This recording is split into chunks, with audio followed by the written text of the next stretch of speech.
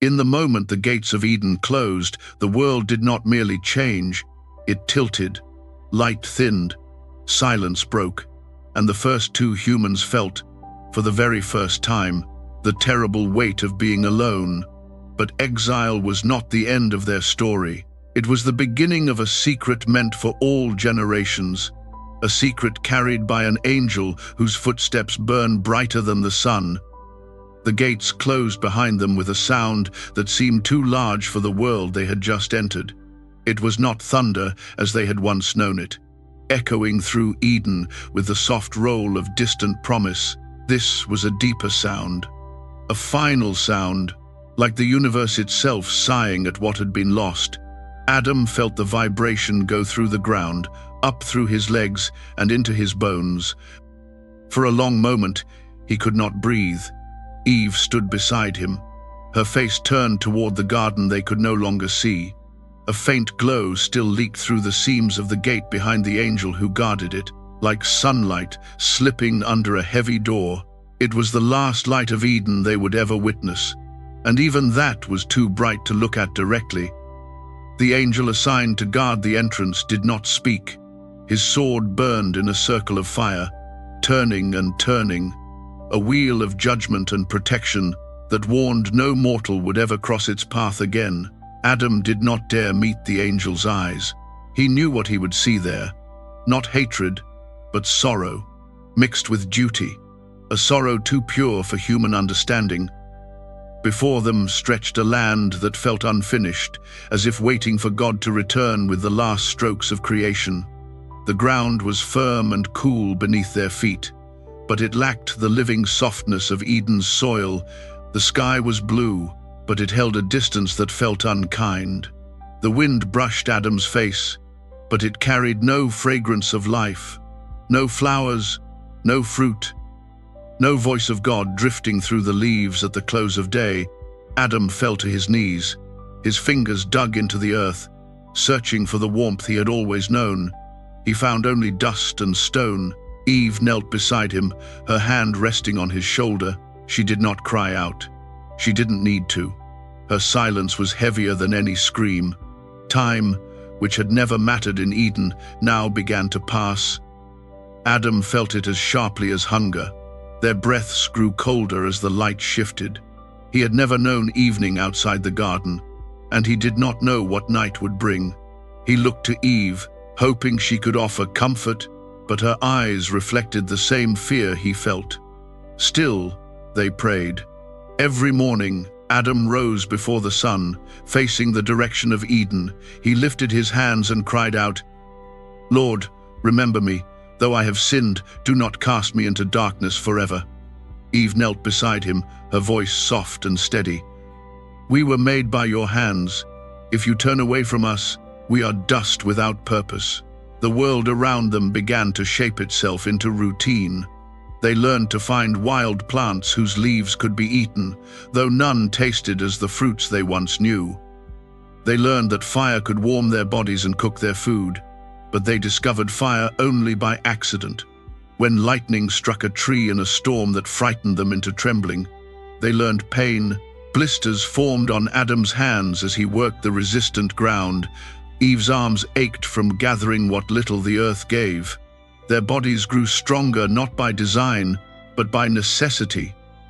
Survival carved itself into their muscles. At night, Adam would sit in stillness beneath the stars. He had seen stars before, but always through the veil of Eden's perpetual peace. Now they felt sharper, colder, like distant eyes watching but never blinking. He remembered the angels he had once seen, beings of living flame whose movements echoed the heartbeat of God's will. He wondered if they still watched him, or if he had been left to fend for himself in a world stripped bare. One evening, after a long day of searching for food, Adam turned to Eve. The sun set in colors he had never seen before, reds and oranges burning like embers along the horizon. "Do you think he will forgive us?" Adam's voice cracked. Heavy with grief, he no longer tried to hide. Eve looked down at her hands, now rough and calloused. "I do not know," she said, "but I will keep praying until I hear his voice again." They prayed that night, as they always did, but Adam's prayer carried a desperation deeper than before. "Lord God," he whispered, "I do not ask to return to Eden. I know what I have done. I know what I lost. But please give us something, a sign, a word, a guiding flame so we may survive this exile. Teach us how to live, so one day our children may return to you, even if we cannot." His words rose into the dark, like sparks from a dying fire. And though no voice answered from the sky, something shifted subtle as a breath. Far above, in the courts of heaven, Adam's prayer arrived. God heard, and in his mercy, he resolved that though Adam had fallen, he would not walk through the world blind. Just before dawn, Adam awoke to a strange stillness. The air was warm in a way he had not felt since Eden. A softness, a presence, touched the world around him. Eve stirred beside him, her eyes wide. "Do you feel that?" she whispered. Adam nodded. He could feel his heart racing in anticipation, though he did not yet know why. Then from the east came a light. Not the sun, this was brighter, purer, untouched by creation. It spread across the sky like the opening of a great golden curtain. The rocks glimmered under its glow. The dust sparkled as though stardust had been spilled across the earth. A figure descended from within the radiance, tall, radiant, cloaked in garments woven from living light. His face shone with kindness, but his eyes carried the weight of eternity. Wings arched behind him, vast and shimmering, each feather edged with silver fire. Adam and Eve fell on their faces. Trembling, they dared not look up, for fear the glory would consume them. The angel's voice, when it came, was like water moving deep below the earth. Calm, steady, ancient, "Do not be afraid. I am Raziel, keeper of the secrets of God." The ground beneath them vibrated with the sound of his words. "The Lord has heard your prayer, Adam. Though you have fallen, you are not forgotten. Rise and receive what I have been sent to give." Adam lifted his head slowly. Tears blurred his sight. He had never felt so small, not in shame, but in awe. Raziel extended his hand. In it rested a book, unlike any earthly thing. The cover glowed like sapphire touched by fire. Letters shifted across its surface, forming and reforming in living motion as though the book breathed. "This is the Book of Secrets," Raziel said. "In it are written the mysteries of creation, the names of the angels, the paths of the stars, and the keys to what lies visible and invisible. Guard it, learn from it, pass it to your children. This is the mercy of God, so humanity may never walk without light." Adam reached for the book. The moment his fingers touched it, warmth surged through him, filling his chest with a sensation he had not felt since Eden, the nearness of God. Raziel looked upon them with compassion. "Not all in heaven rejoice at what I give you, but the will of the Most High cannot be challenged. Hold fast to this knowledge. It will guide you through the ages." Then the angel rose. The light grew brighter until it engulfed him entirely, and with a shimmer he was gone. Silence returned to the world. Adam held the book to his chest, unable to speak. Eve touched its glowing surface with trembling fingers. "Adam," she whispered, "he has not abandoned us." He nodded. For the first time since leaving Eden, he believed it. That night they did not sleep. They sat beneath the stars with the book resting between them. Adam studied every detail, tracing the shifting letters as though they might vanish. Eve leaned close, her eyes captivated by the glow. "Why did he give this to us?" she asked. Adam considered the question. "Because even when we disobeyed, he still loved us. He wants us to find our way back, if not to Eden, then to him." Eve smiled softly. "Then we will learn, and we will teach our children." The book pulsed with light. As though in agreement, Adam pressed the book to his heart. "We are no longer lost, Eve. We have been given a guide. And so, under the first dawn that carried hope into the world outside Eden, humanity's journey truly began. On the first night after receiving the book, Adam and Eve did not sleep. They sat beneath a sky too vast, holding a gift too holy. And when Adam finally opened the glowing pages, the world itself seemed to breathe, as if creation had been waiting for this moment. Since the dawn before the dawn, the book lay in Adam's hands, as though it had weight and life. Beyond the physical, he could feel its warmth through his palms, steady and rhythmic, like the pulse of a living heart. Eve watched him closely, her breath slow and quiet, almost reverent.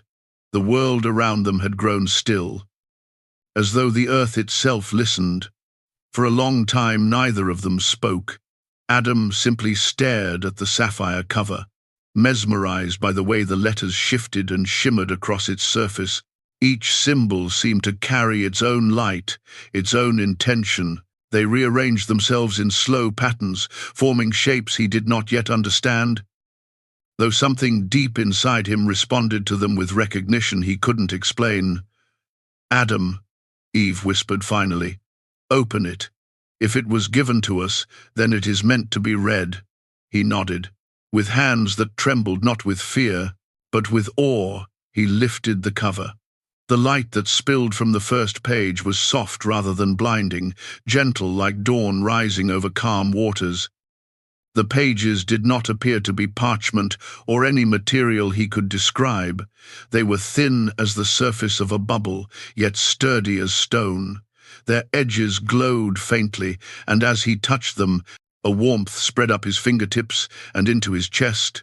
On the first page, written in letters of gold, was a single line: "In the beginning, before light and darkness parted, the Most High spoke, and all things came to be."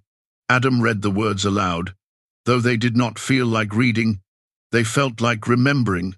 Something within him stirred, something older than memory itself, as if the words were returning him to the moment when he had first opened his eyes in the garden and seen the face of God. The golden letters brightened as he spoke them, then slowly dimmed again, as though acknowledging his understanding. Eve leaned closer. "What does it mean?" Adam swallowed. "It means he is reminding us where everything began, even out here, even after the fall." He turned the page. On the second page, the words glowed brighter. "This is the Book of Raziel the angel. Within are the mysteries of creation, the 72 holy names, and the paths that lead from earth to heaven." Eve's eyes widened. 72 names. Adam, those must be the names of God. Adam nodded. He felt a tremor move through him, not fear, but recognition of something infinitely greater than himself. The names were not printed in a list. Instead, they flowed across the page in winding lines of light, shifting as he looked at them, forming patterns that felt like constellations. "They are living," Adam whispered. "Not just written, they are alive." Eve reached out, but stopped short of touching the page. "Is it safe?" Adam smiled faintly. "If God sent this, then yes." He guided her hand until her fingertips brushed the glowing letters. The moment she touched them, Eve inhaled sharply. A warmth spread through her arm, filling her chest, and she felt a sudden clarity, as though a veil had been lifted from her thoughts. "They speak," she said softly. "Not in words, but in feeling." Adam turned the page again. This section contained diagrams, circles layered upon circles, lines branching like rivers, shadows marking divisions between realms. At the top of the page was a title written in elegant, flowing script: "The Seven Heavens." Eve leaned closer, her eyes tracing the delicate lines. This is the structure of everything we cannot see." Adam followed the diagram with his fingertip. "Shamayim," he read from the first circle, "the lowest heaven, the realm of the winds and clouds." Below the name, smaller glowing text appeared as they watched, forming new words in real time. They who dwell in this realm guide the reins and carry the prayers of humanity upward. Eve's voice softened. Then even now, when we pray, angels hear. Adam nodded. Even now, he moved to the second circle, Rakia. He read, the firmament, the place where the deeds of every living soul are recorded. At that, Eve's hand tightened around his. Our deeds are known to them. Yes, Adam said, everything is known. He turned to the third circle, Shahakim, the realm where the manna is ground, where the righteous will feast. Eve smiled as though remembering a taste she had once known only faintly. The garden had food without labor. Perhaps this is the heavenly source. They continued down the page, tracing each heaven with their fingers, letting the knowledge seep slowly into their minds. Adam felt the weight of it, not as a burden, but as a gift. Something meant not just for him, but for all who would someday descend from them. When he reached the final circle, Araboth, the highest of all, they both fell silent. This circle glowed brighter than the others, pulsing gently like a heartbeat. That is where he dwells, Eve whispered. Adam nodded. He could not speak, not because he was afraid, but because the presence of God felt so near in that moment that even breathing felt like a sacred act. They spent hours studying the book, moving slowly through each page, careful not to rush. Adam felt as though each word required contemplation, and each diagram required a stillness of heart. Eve was no less enthralled. Her eyes shone with wonder, and at times she would ask Adam to pause so she could fully absorb what she saw. When they reached a section filled with columns of names, thousands upon thousands, Adam felt a cold shiver. These were the angels, each listed with descriptions of their purpose, their realm, their authority. Michael, Eve read softly. Gabriel, Uriel, Raphael. She traced each name with gentle reverence. I saw some of them in Eden. They walked with him. Adam nodded. I saw them too, but I did not know their names. Not like this. His attention shifted to another name, Metatron. The letters glowed a deep gold. Who is this one? Eve asked. Adam read the description aloud. Metatron, the angel of the presence, who stands nearest to the throne of God and records all that lives. Eve exhaled slowly. So he has seen everything. Adam nodded. Everything. Another name caught his attention. Sandalphon, the gatherer of prayers, he read. He weaves them into crowns of light, offered before God. Eve's eyes sparkled. Then our prayers are not lost, Adam, even outside the garden. No, he said. Never lost. They continued until Eve stopped at a name she did not recognize. Chamuel, she said, then read the description. The one who sees God, the one who guides the lost. She looked at Adam. That must be why this book came to us, to keep us from being lost. Adam touched her cheek gently. Then we will never lose our way again. When Adam turned another page, he froze. The letters here burned more brightly than before, heat radiating from the page. The 72 names, Adam whispered. The holy ones Raziel spoke of. Each name shone like a star, suspended on the page. They were not arranged in rows but spiraled outward in a perfect pattern. Adam did not dare speak a single one aloud. He felt instinctively that these names held power beyond anything he could comprehend. Eve leaned forward. What do they do? Adam read the text beneath them. These are the names by which the Holy One moves creation. Some bring healing, some bring wisdom, some open the gates of mercy, some calm the storms of the heart. Eve reached out but stopped inches from the glowing spiral. Should we touch them? Adam shook his head. Not yet. These names are alive. They move the very fabric of things. He closed the book gently. The warmth dimmed, but the air still held the echo of divine power.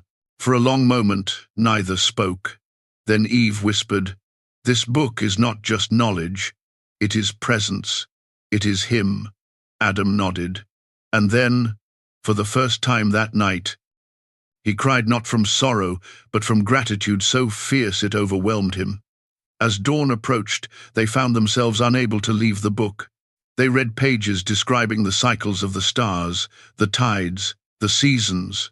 They learned when rain would fall, when the earth would grow warm, when the land would rest. The knowledge filled them with hope. For the first time since the fall, they understood how to live not blindly, but with guidance. The final section they reached that night spoke of prayer, deep, intentional prayer, that opened the gates of heaven and allowed God's presence to descend. One prayer stood out, glowing brighter than the rest. When the soul cries out with humility, the Most High bends near. Eve touched the words gently. "He is nearer than we thought." Adam nodded, closer than breath. As the sun began to rise, painting the world in soft gold, Adam closed the book and held it against his chest. Its warmth seeped into his skin, settling into his very bones. "We must guard this," he said. "We must learn everything it has to teach." Eve rested her head on his shoulder. "And we must teach our children?" "Yes," Adam said. "All of them? So they will know the Lord has not abandoned humanity. So they will carry this hope long after we are gone." The book glowed softly between them, as if agreeing. They sat together in the dawn's first light, exhausted yet renewed, terrified yet filled with wonder. The world was still harsh, still unfamiliar, still shadowed by the weight of exile. But now they had light, and knowledge, and hope. Adam looked at the horizon. "We cannot return to Eden," he said softly. "But perhaps we can bring a small piece of Eden into this world." Eve smiled through her weariness. "Then let this be the first dawn of a new beginning." And as the sun climbed higher, the Book of Raziel pulsed with quiet brilliance, its secrets waiting patient, eternal for the hands that would carry them forward through time. Before the world learned to call the sky sky, before stars had names, and before the earth knew seasons, there were the seven heavens, vast realms layered above creation, alive with angels, mysteries, and the echo of God's voice. And on the night the book opened its secrets, Adam and Eve saw those realms as no humans ever had. The night after Adam and Eve first opened the sacred book, the air around them still felt charged, as though the world had absorbed the presence of Raziel and now pulsed with a quiet electric wonder. Adam woke before the dawn, his heartbeat quick and restless, not from fear but from a sense of purpose stirring within him like a rising tide. The book lay at his side, its surface dim but breathing faintly with waves of blue light. Eve slept with her hand resting on it, her fingers curled lightly around its edge, as if even in dreams she refused to release the gift that had changed everything. Adam touched her shoulder gently. "Eve," he whispered, "the morning comes." Her eyes opened slowly, soft and warm as early light. She sat up, brushing dust from her hair, and looked toward the horizon. A pale glow was forming, less brilliant than Eden's dawns, but no longer empty. Something had changed. The world felt closer to heaven than it had the day before. "Shall we read again?" she asked. "Yes," Adam said. "I feel the pages calling to us." They sat together, legs folded, as Adam pulled the book onto his lap. It responded instantly, awakening with a warm pulse. The pages turned themselves, stopping at a section edged with gold light. The title hovered above the page letters made of flame-shaped radiance, "The Seven Heavens and the Order of Creation." Eve leaned closer. "This is what we saw last night, but perhaps now we will understand." Adam nodded, feeling the weight of the moment. The glowing diagrams they had glimpsed before now deepened in detail. The first circle expanded until its boundaries rose from the page like a landscape made of light. The first heaven, Shamayim, The book reshaped itself into a vision. They saw vast expanses of swirling clouds, winds weaving currents like living rivers across a sky that stretched endlessly. Angels moved among the winds, their wings thin and translucent like the edges of rainbows. Each angel carried vessels that shone with water, some sparkling like dew, others heavy with storm. A voice rose gently from the page, not loud but resonant. This is Shamayim, the first heaven. Here dwell the angels who shape the winds, carry the clouds, and lift the prayers of humanity upward. Adam swallowed. Our prayers passed through this place. Eve's voice trembled with awe, and angels carried them. The vision faded like mist, and the page turned itself. The second heaven, Rakia. Here the heavens darkened into a deep, starless blue. Towers of shimmering glass stretched upward, each filled with countless symbols glowing like embers. Angels moved silently between them, carrying scrolls that wrote themselves as they walked. Rakia, the second heaven. Here are recorded all deeds, great and small, of every living soul. Adam felt the sting of remorse, our disobedience. It must be written here. Eve touched his hand gently, and our repentance as well. The book pulsed, as if affirming her words, the third heaven, Shihakim. The vision brightened into fields of white light, where enormous millstones rotated in slow, celestial arcs. Angels dressed in garments of soft gold tended the mills. From the stones flowed something like fine powder, luminous and warm. Manna, Eve whispered in wonder. The voice of the book rose again. This is Shehakim, where the bread of heaven is prepared for the righteous, and for those whose hearts seek truth. Adam watched the angels gather the glowing substance into vessels shaped like bowls of fire. Is this what sustained us in Eden? Eve smiled faintly. Perhaps it was given to us in a different form, but it is the same nourishment, holy and pure, the fourth heaven, Zebul. As the pages shifted, they saw palaces of radiant stone and gardens filled with fruit that glowed from within. In the center rose a glorious structure shaped like an arch, shimmering as though woven from moonlight. Angels, dressed in white robes, walked within the halls, singing hymns that Adam felt rather than heard, a trembling in his bones, a warmth in his chest. The voice spoke again, Zebul, the fourth heaven. Here stands the heavenly Jerusalem, and here the chosen servants minister to the Most High. Eve's eyes filled with tears. It looks like Eden would look if it were made of starlight. Adam nodded. Unable to speak, the fifth heaven, Maon. The next vision carried a radiance so overwhelming, Adam instinctively shielded his eyes. Angels of immense stature filled the realm, their wings spanning entire horizons. They sang in unending harmony, a sound so powerful that the world around Adam and Eve vibrated with its echo. Maon, the fifth heaven, where angels of worship raise songs that uphold the balance of creation.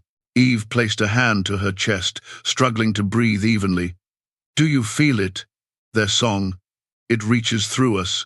It reaches everything. Adam said, the sixth heaven, Mashon. The book revealed chambers filled with treasures, not gold or jewels, but vessels of pure light, each holding something different: healing, mercy, justice, strength, hope. Angels moved between them with careful hands, as though tending to the very forces that shape the world. Makon, the sixth heaven, the treasury of divine gifts. From here blessings descend upon the earth. Eve wiped a tear. He still blesses the world even after we fell. Adam nodded. God has not abandoned us. The seventh heaven, Araboth.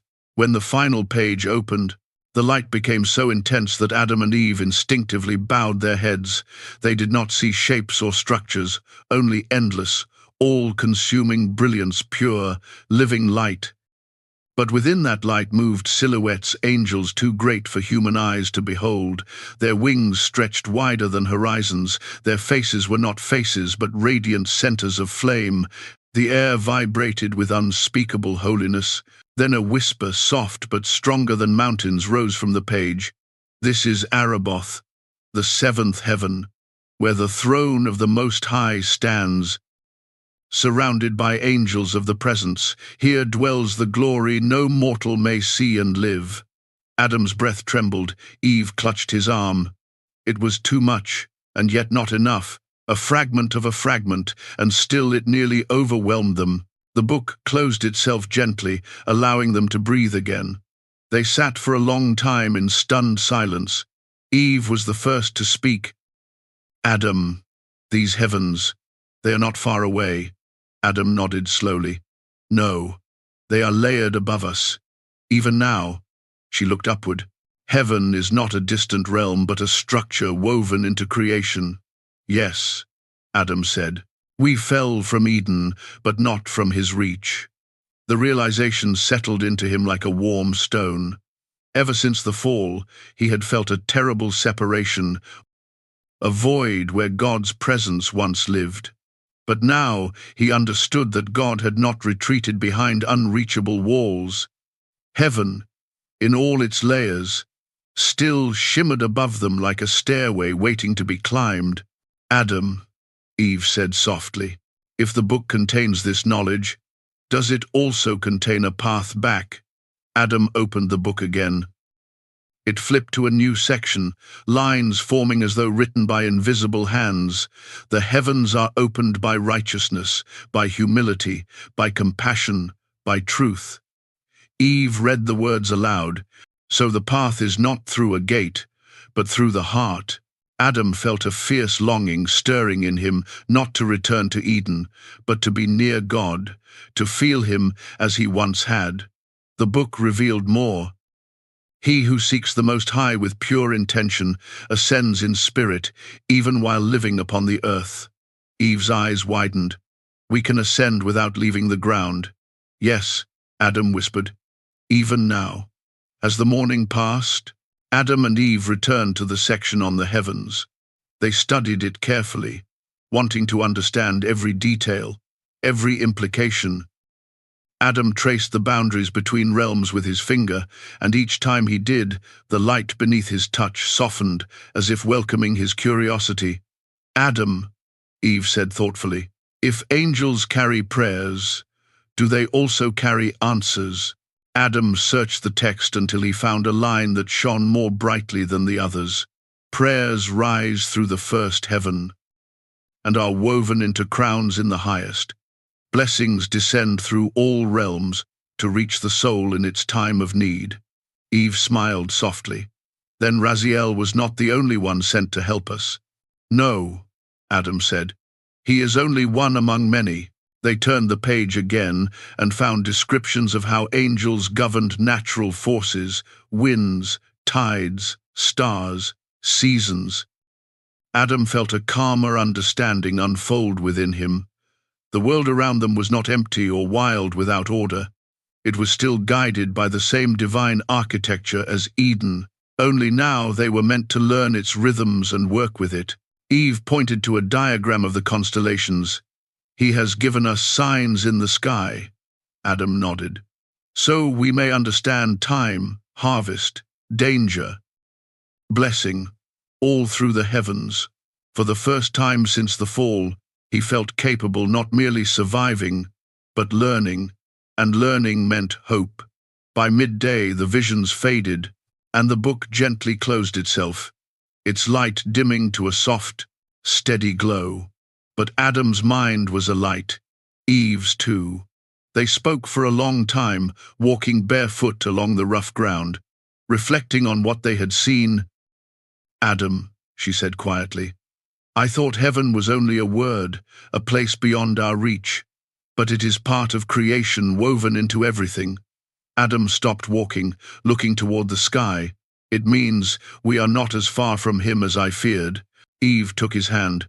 "We never were."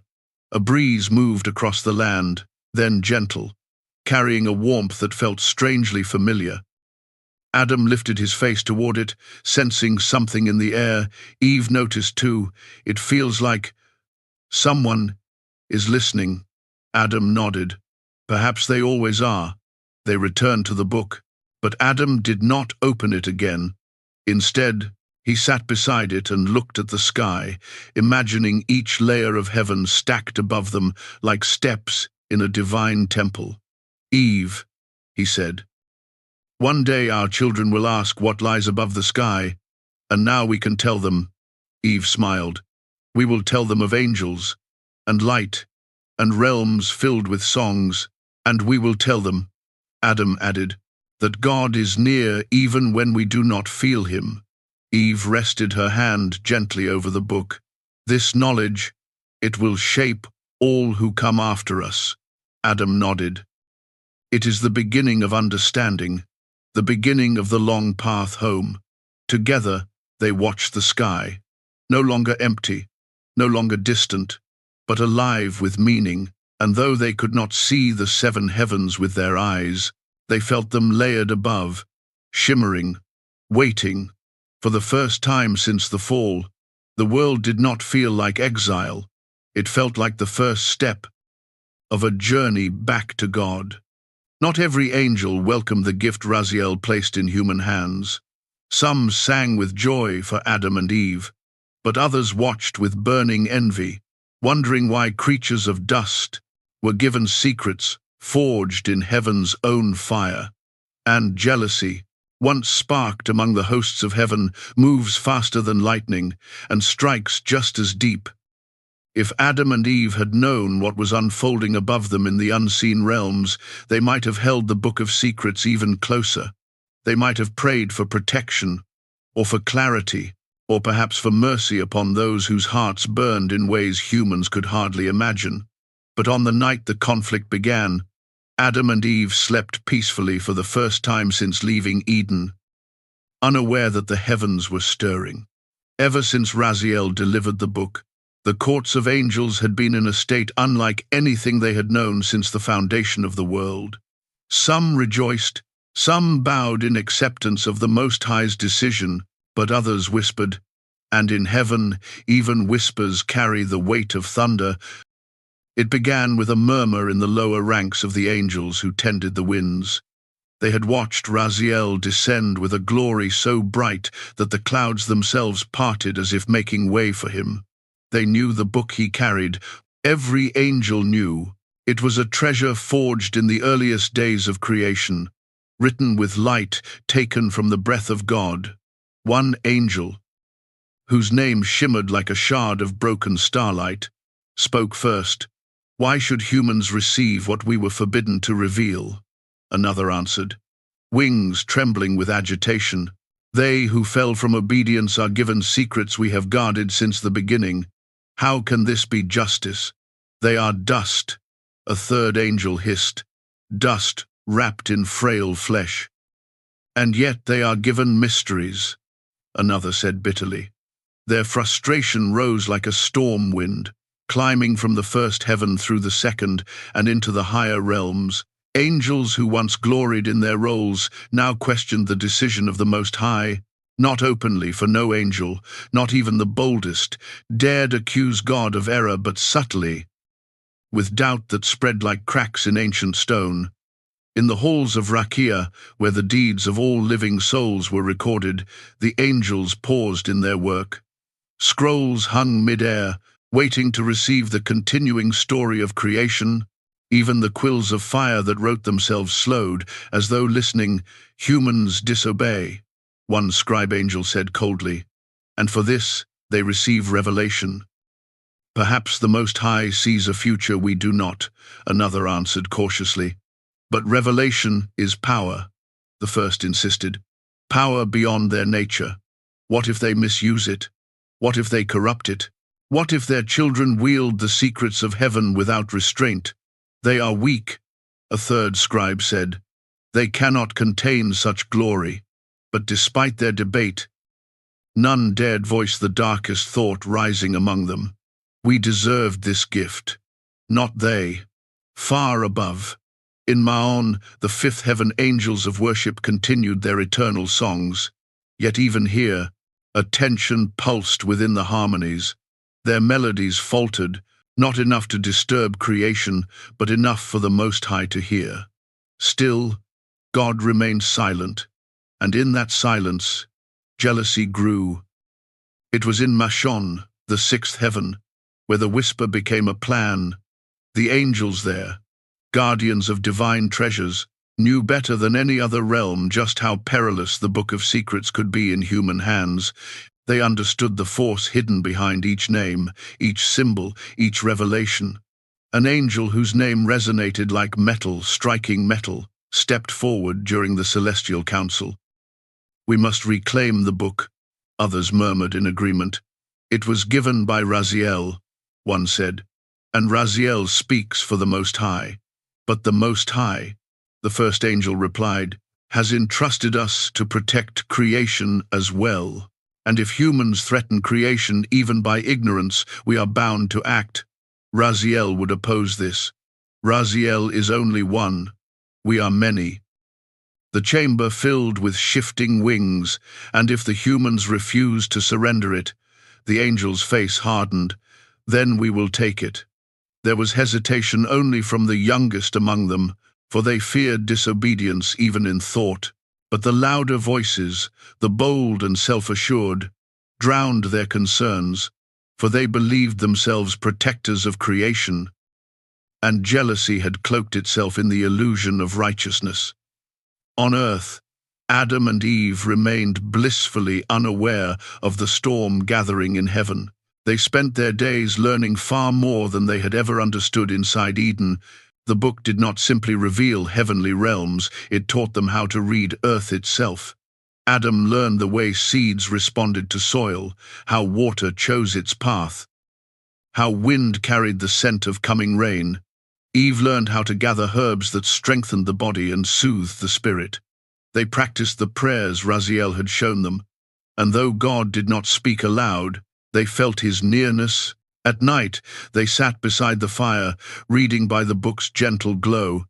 "Adam," Eve said one evening, "do you think our children will one day walk in Eden again?" Adam turned the page slowly, thoughtful. "Not as we did, but perhaps in spirit, perhaps in the kingdom that rises beyond the seventh heaven." Eve smiled softly. "Then let us teach them to walk in that direction." Adam nodded, and for a moment, peace settled over them like warm rain. But peace would not last. The angels descended on a moonless night. There were 5 of them, all powerful, all radiant. Their glory dimmed only slightly so as not to destroy the air around them. Adam and Eve were asleep when the wind changed. It was not a natural wind, it carried no scent, no shift of temperature. It was silent as death, a cold whisper that made the grass bend without sound. The angels landed without a footstep, their forms shimmering but sharp, their eyes burning with determined purpose. Adam stirred first. His eyes opened instinctively, though he did not know why. A strange heaviness pressed against his chest. Something was wrong. "Eve," he whispered, shaking her lightly. "Wake." She opened her eyes, startled. "Adam, what is it?" But before he could answer, a golden light flickered around them. Brief, cold, uninviting. Adam turned toward the Book of Secrets. It was gone. Eve gasped. "Adam, where is it?" He leaped to his feet, noticing footprints in the dust glowing faintly, fading slowly. "Angels," he whispered, dread filling his voice. Eve's hand flew to her mouth. "But why?" Adam did not answer, because he did not know. He ran toward the footprints, but they dissolved into air. He felt the emptiness of the world settle into his bones. They had lost the book. Eve fell to her knees. "Adam, what do we do? What will we do without it?" Adam clenched his fists. "We pray." His voice cracked, but he forced the words. They knelt together beneath the vast empty sky. "Lord," Adam said, "if I have failed you, forgive me. But please, please do not take your guidance away." Return to us what you gave. Do not let us walk alone. His prayer rose like smoke, thin, trembling, fading into darkness. Eve cried softly beside him. They did not know that their prayer had reached the first heaven immediately. They did not know that the angels who stole the book heard it as well and hardened their hearts. And they did not know that far above, in the deep and ancient waters beneath creation, a sleeping power stirred. For Raziel was not the only angel who guarded the mysteries. There was Rahab. When the jealous angels carried the book into the heavens, they did not fly upward. They flew downward toward the edge of creation, where the seas met the primal waters that existed before the earth was formed. They believed the deep was the safest place to hide what Adam and Eve must never touch again. The waters roared before they even arrived. The angels hesitated, for they knew the deep was not empty, but jealousy had made them bold and reckless. Cast it, the leader commanded. One angel stepped forward, holding the book at arm's length. It pulsed violently, resisting. The angel grimaced. "It knows," he said. "It knows this is not the will of the Most High. Throw it," the leader ordered again. The angel hurled the book downward. It fell like a falling star, swallowed by the churning abyss for a moment. The waters grew still, then everything erupted. The ocean split in blazing light. A towering figure of breathtaking magnitude rose from the deep. Rahab, the angel of the seas, the guardian of the primeval waters, older than the mountains and more powerful than the storms. His voice shook the heavens. "Who dares cast the book of secrets into my realm?" The angels staggered backward, wings trembling. Rahab lifted the book from the waters. It hovered in his palm, glowing with fierce gratitude. He turned his burning gaze toward the angels. "You have acted without command. You have acted against mercy. You have acted against the will of the Most High." The leader tried to speak, but no words came. Rahab's voice deepened. "Humans were given this gift.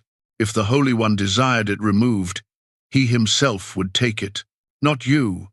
The angels fell to their knees. Rahab lifted his massive wings, light cascading from them like molten gold.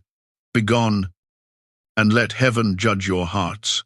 The angels fled upward, their glory dimmed with shame.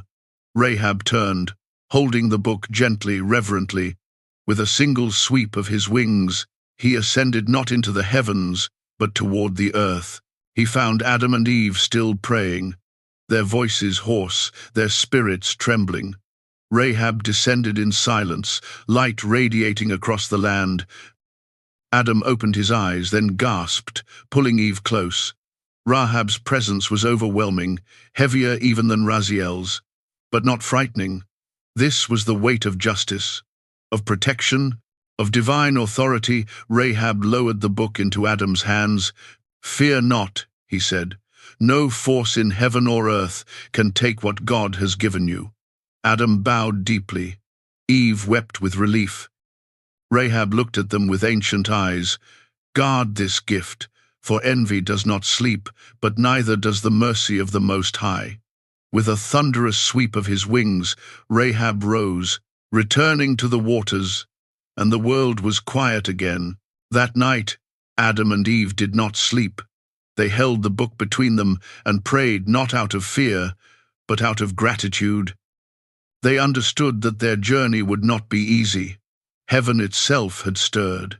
The angelic host was not united in their favor, but God was with them, and that was enough. Eve rested her head on Adam's shoulder. "Adam," she whispered, "if angels can fall into jealousy, then perhaps we must be even more careful with our hearts."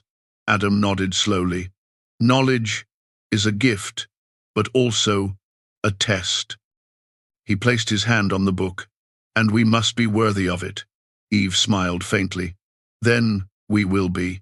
The fire crackled softly beside them. The night stretched wide and deep, but no longer felt as cold. They leaned into one another, strengthened by what they had endured. Above them, the heavens shimmered restless, watching. Yet among the 7 realms of angels, A quiet understanding began to spread. Humanity had been chosen, and no theft, no jealousy, no rebellion could change that. Before kingdoms rose, before the first cities breathed smoke into the sky, there lived a man whose footsteps echoed with the memory of Eden. His name was Adam, first father of humankind, and though his exile weighed on him like stone, a new purpose stirred within him, for a child would soon be born, a child whose destiny reached beyond the earth, beyond the heavens, into the very courts of the Most High. This child was Enoch. The world had changed many times since Adam and Eve stepped beyond the gates of Eden. Forests had grown tall, where barren ground once stretched toward the horizon. Rivers carved new paths through the earth. Seasons came and went like the breath of creation. Yet the ache of exile never fully left Adam's heart. Still, he lived with purpose. The Book of Secrets, Raziel's ancient gift, remained the center of his days, the compass of his nights. From its glowing pages, Adam learned how to live in a world shaped by both beauty and burden. He learned the rhythms of the land, the cycles of the heavens, and the divine laws written into the bones of creation. He learned the names of angels who governed the winds and guarded the gates between realms. And he learned how fragile human hearts could be in the presence of such knowledge. But he also learned something else, something that grew clearer with each passing generation. This wisdom was not meant for him alone. When Seth was born, gentle Seth with eyes like quiet dawn, Adam felt hope bloom again. Seth grew to be a man of steady courage and strong faith.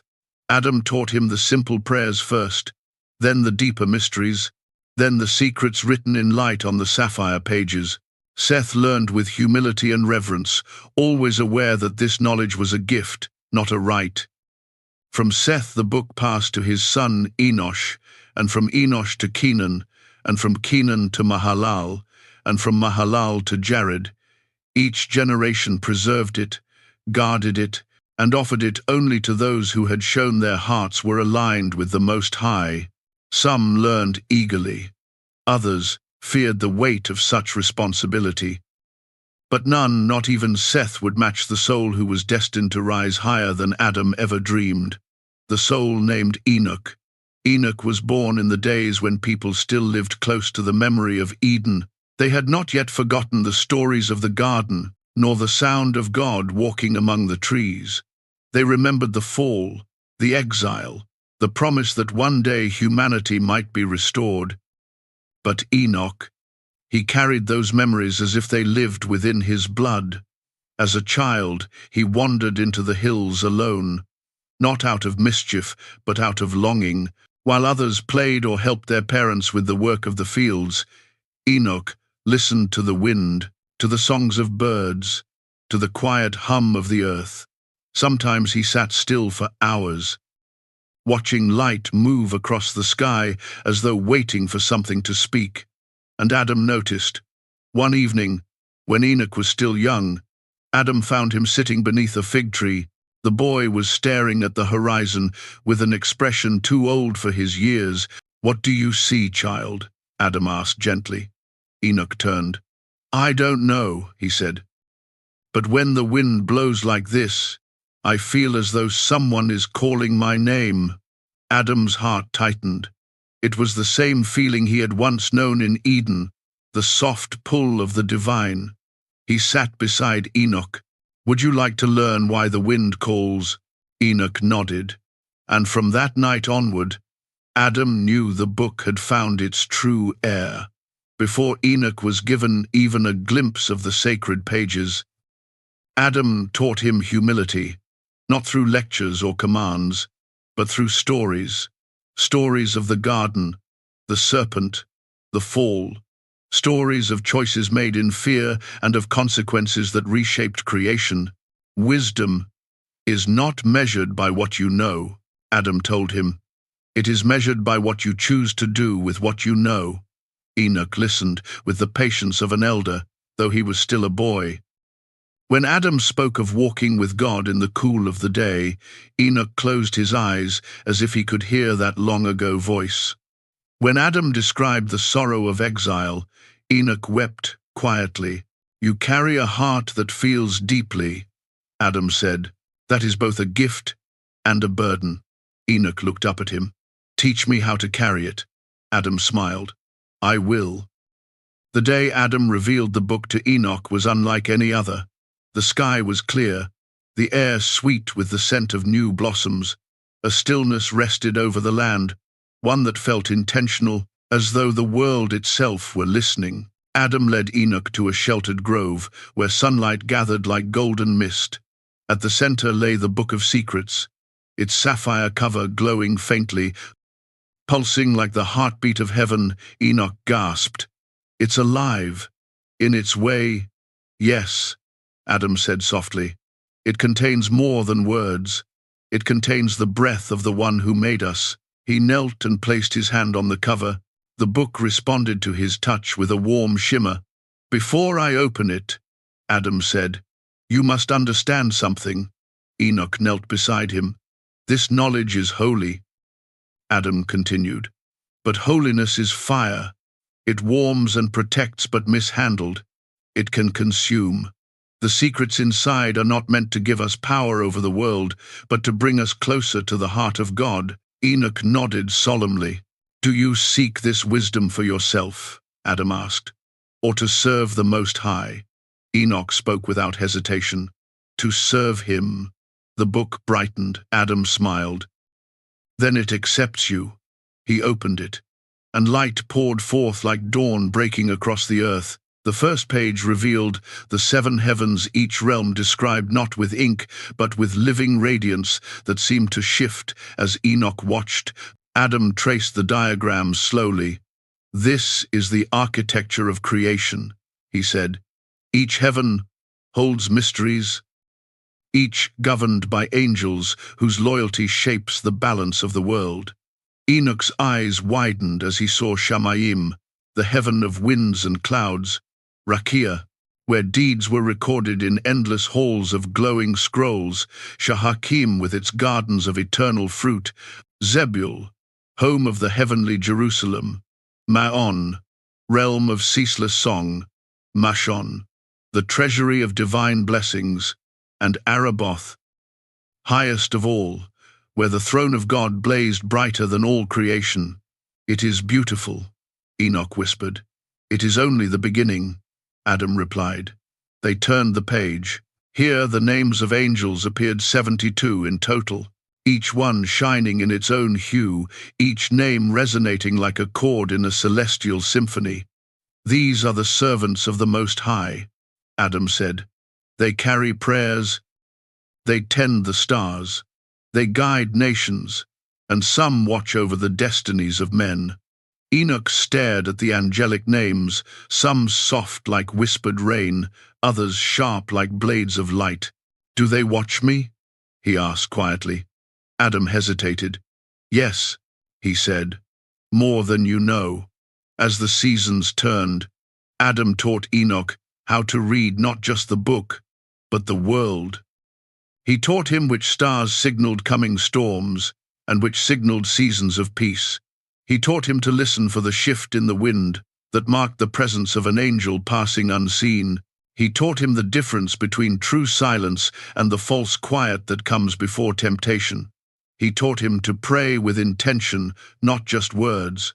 Most importantly, he taught him discernment. "One day the Most High may speak to you," Adam said, "but so may other voices.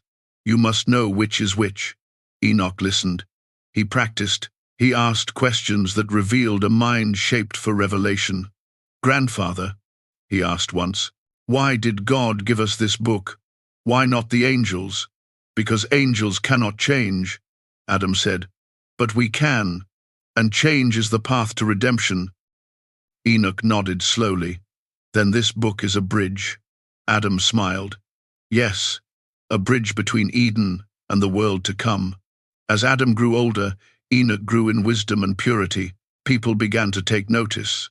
Some feared him, others respected him. Many were simply confused by him. When he prayed, they felt a peace settle over them. When he spoke, His words carried an authority beyond his age. When he walked into the hills at night, the stars seemed to brighten. Rumors spread among the villages. Enoch hears the voice of heaven. Enoch walks with unseen companions. Enoch knows things no mortal should know. Enoch never encouraged such talk, but he could not deny the truth embedded within it, for something was happening. One night, Adam found him standing alone beneath the sky, staring upward as though expecting someone. "What do you wait for, child?" Adam asked. Enoch's voice trembled. "I feel closer to something, as if the heavens are opening, little by little." Adam's breath caught. He had known this moment would come. He had felt it stirring for some time now, whispers in his spirit, reminders of the prophecy Raziel had spoken quietly before leaving them. "One among your offspring shall walk where angels walk." Adam placed a hand on Enoch's shoulder. "If heaven calls to you, listen, but do not chase it. Let the Most High choose the hour." Enoch nodded. But the pull did not fade. It grew. When Jared, Enoch's father, reached the fullness of age, he summoned Enoch to his side. He held the Book of Secrets in trembling hands. "My son," Jared whispered, "this book has passed through our family from the day Adam received it. I carried it as my father carried it. Now you must carry it." Enoch accepted it reverently. "I will guard it," he promised. Jared smiled faintly. "Guard it, yes, but more than that. Let it guide you." Enoch bowed his head. Then Jared turned to Adam, who had grown weaker in recent days. "Is it time?" Jared asked quietly. Adam nodded. "It is time." Enoch looked from one to the other, uncertainty flickering through him. "Time for what?" he asked. Adam met his gaze with eyes full of both sorrow and pride. "For your journey," Adam said softly. "For the path only you can walk." Enoch felt a shiver pass through him, not fear, but recognition, as though he had been waiting for these words all his life. In the months that followed, Enoch studied more intensely than ever before. He memorized every prayer, every name, every diagram, every lesson. But the knowledge did not remain mere information. It became part of him. He did not simply read of the seven heavens, he sensed their presence. He did not merely study the angels, he felt their nearness. He did not recite the names of God, he heard their echoes in his soul. Adam watched with a mixture of awe and humility. "You have surpassed me," Adam said one day. Enoch shook his head. "I only walk the path you began." "No," Adam said, smiling sadly, "you walk a path I cannot follow." Enoch did not understand then, but he would, soon.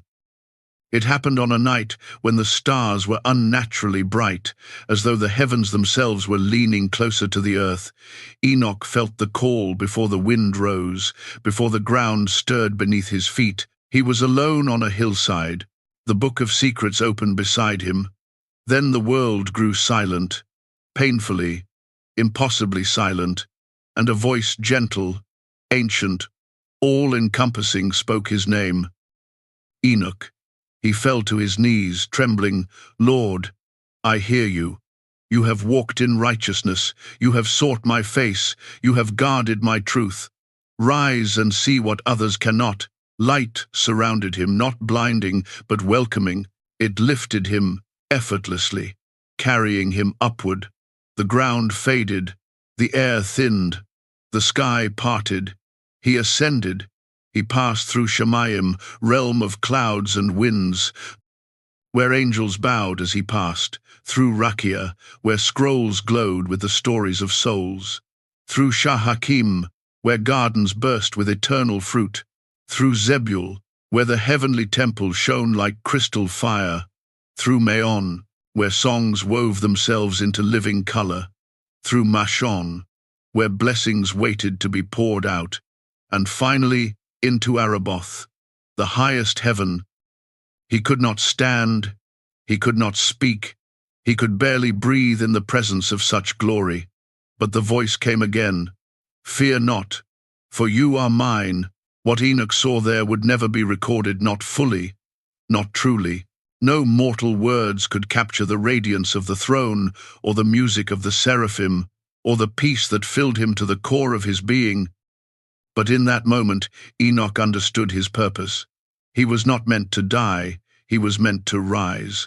When Enoch returned to the earth, the world looked different, not because it had changed, but because he had. His family gathered around him in awe. "What happened?" they asked. Enoch touched his chest. "I walked with God." Adam wept for joy, for pride, for the fulfillment of a promise whispered long ago. "You are the bridge," Adam said, "the first of many." Enoch embraced him. "You showed me the path." Adam's voice was soft. "No, child, you showed me the destination." Years passed, but Enoch did not age like other men. He grew wiser, gentler, closer to the divine with each passing season. People traveled great distances to seek his counsel. Even the land seemed to respond to his presence. When storms gathered, they weakened. When disputes rose, they settled. When sorrow spread, comfort followed. Enoch taught everything he could, but the time came when his earthly journey reached its end. He knew the moment before it came. He felt the heavens open. He felt the call. He gathered his children, his grandchildren, and all who loved him. "Do not be afraid," he told them. "I am not departing into darkness, but into light." They wept, but he smiled. Then a brilliance descended. Silent, pure, irresistible. It wrapped around Enoch like a cloak, and he was gone. Taken, not by death, but by God. The Book of Secrets passed to Methuselah, as Enoch instructed, but the memory of Enoch, the man who walked with God until he walked beyond, remained as a promise that humanity was not forgotten, a promise that exile was not the end, a promise that one day others would rise as Enoch rose. And Adam, old and weary, whispered a final prayer as he heard the news. "Lord, you have shown us the way home, before the seas swallowed the valleys, before the sky opened its ancient gates, before the world drowned beneath its own corruption. There was one man left who still listened for the voice of God, a man who walked with quiet patience, held the Book of Secrets close to his heart, and believed that mercy could still rise even when judgment was already on the wind. His name was Noah. Long after Enoch was taken into the heavens, the world changed, and not for the better. Generations rose and fell, each drifting farther from the memory of Eden, farther from the reverence that once shaped their hearts. Villages grew into settlements, settlements into early cities, and the cities soon echoed with cruelty and ambition. Violence spread like wildfire. Greed seeped into the bones of men. The earth groaned beneath the weight of it all. Yet the Book of Secrets endured. Methuselah guarded it faithfully, passing it to Lamech, who kept it hidden from those whose hearts were twisted by the temptations of power. He taught only what wisdom he could to those willing to listen. But each passing year made it harder to find such people. Except for Noah. Noah was unlike the rest of his generation. While others boasted, he listened. While others took what they wanted, he gave freely. While bitterness rotted the hearts of many, Noah's heart remained steady, humble, patient, unshakable. He was a builder by nature, not simply of wood, but of peace. He built harmony in his home. He built trust among neighbors. He built hope where hope had no reason to survive. And because of this, the Book of Secrets recognized him. Lamech, sensing his own years waning, summoned Noah one night just before dawn. The air was quiet, almost expectant. Mist curled around the ground like a low whisper. "Noah," Lamech said, his voice thin yet firm, "the world is changing. I feel judgment coming, not the judgment of men, but of heaven." Noah felt a chill. "What must we do?" Lamech placed the Book of Secrets into Noah's hands. The sapphire cover glowed warmly, acknowledging its new keeper.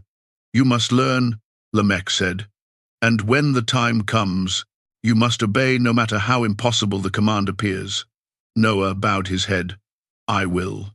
Lamech placed his trembling hand on Noah's shoulder.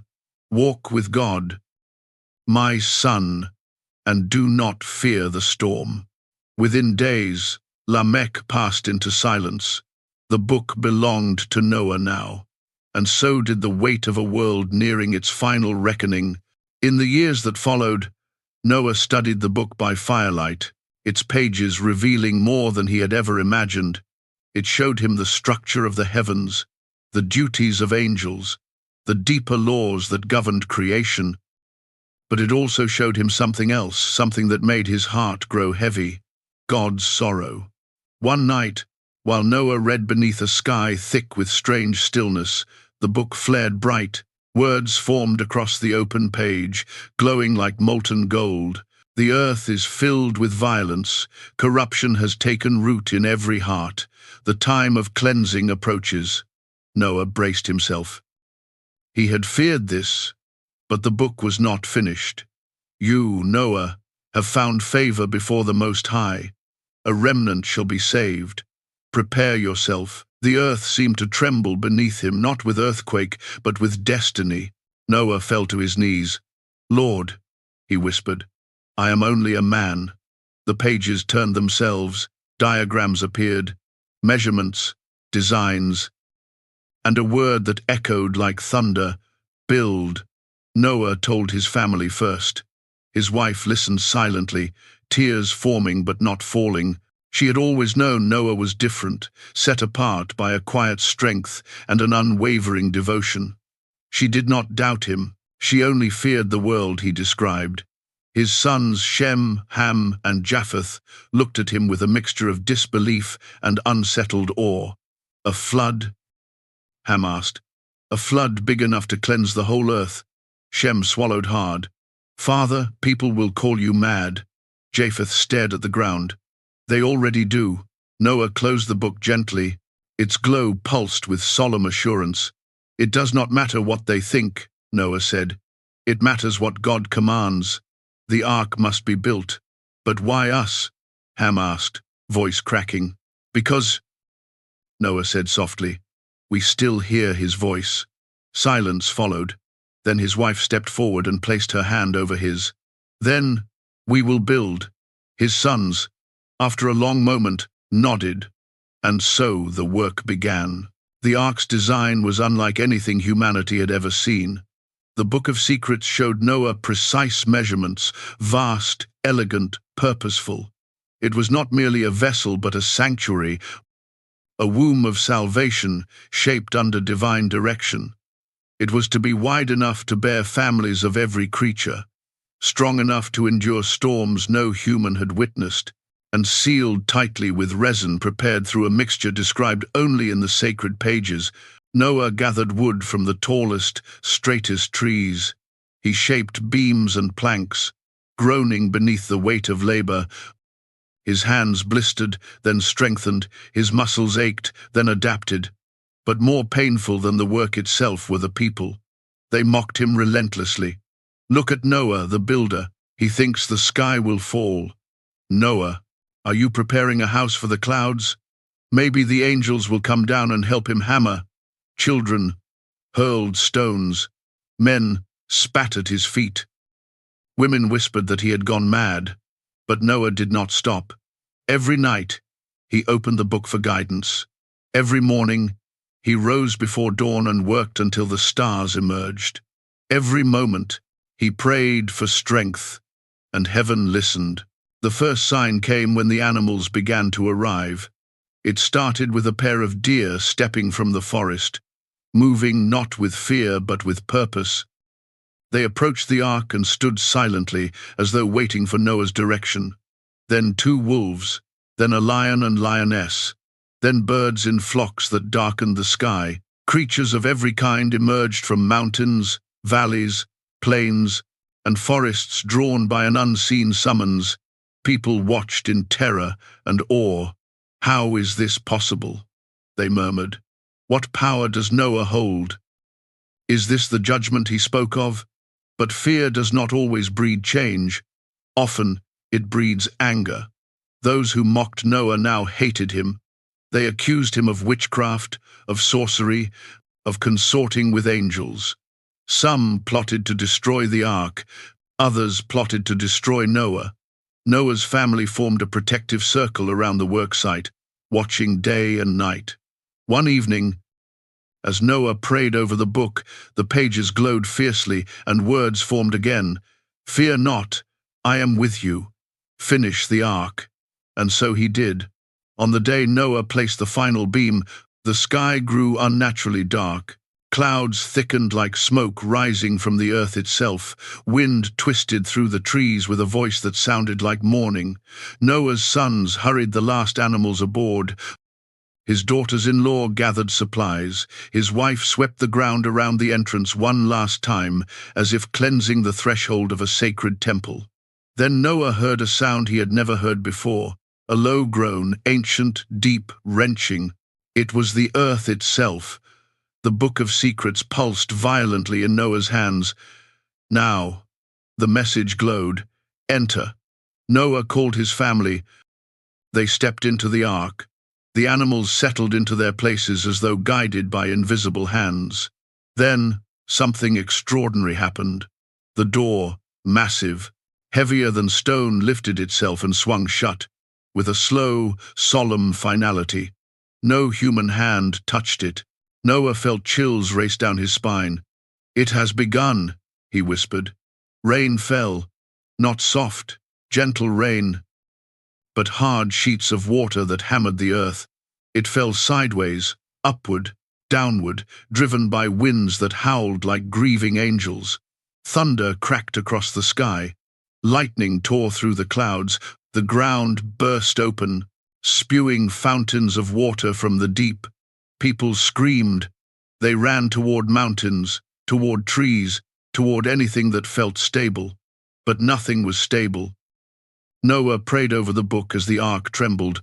"Lord, preserve us." The storm intensified. Waves rose higher than houses, smashing everything in their path. The sky grew darker than night.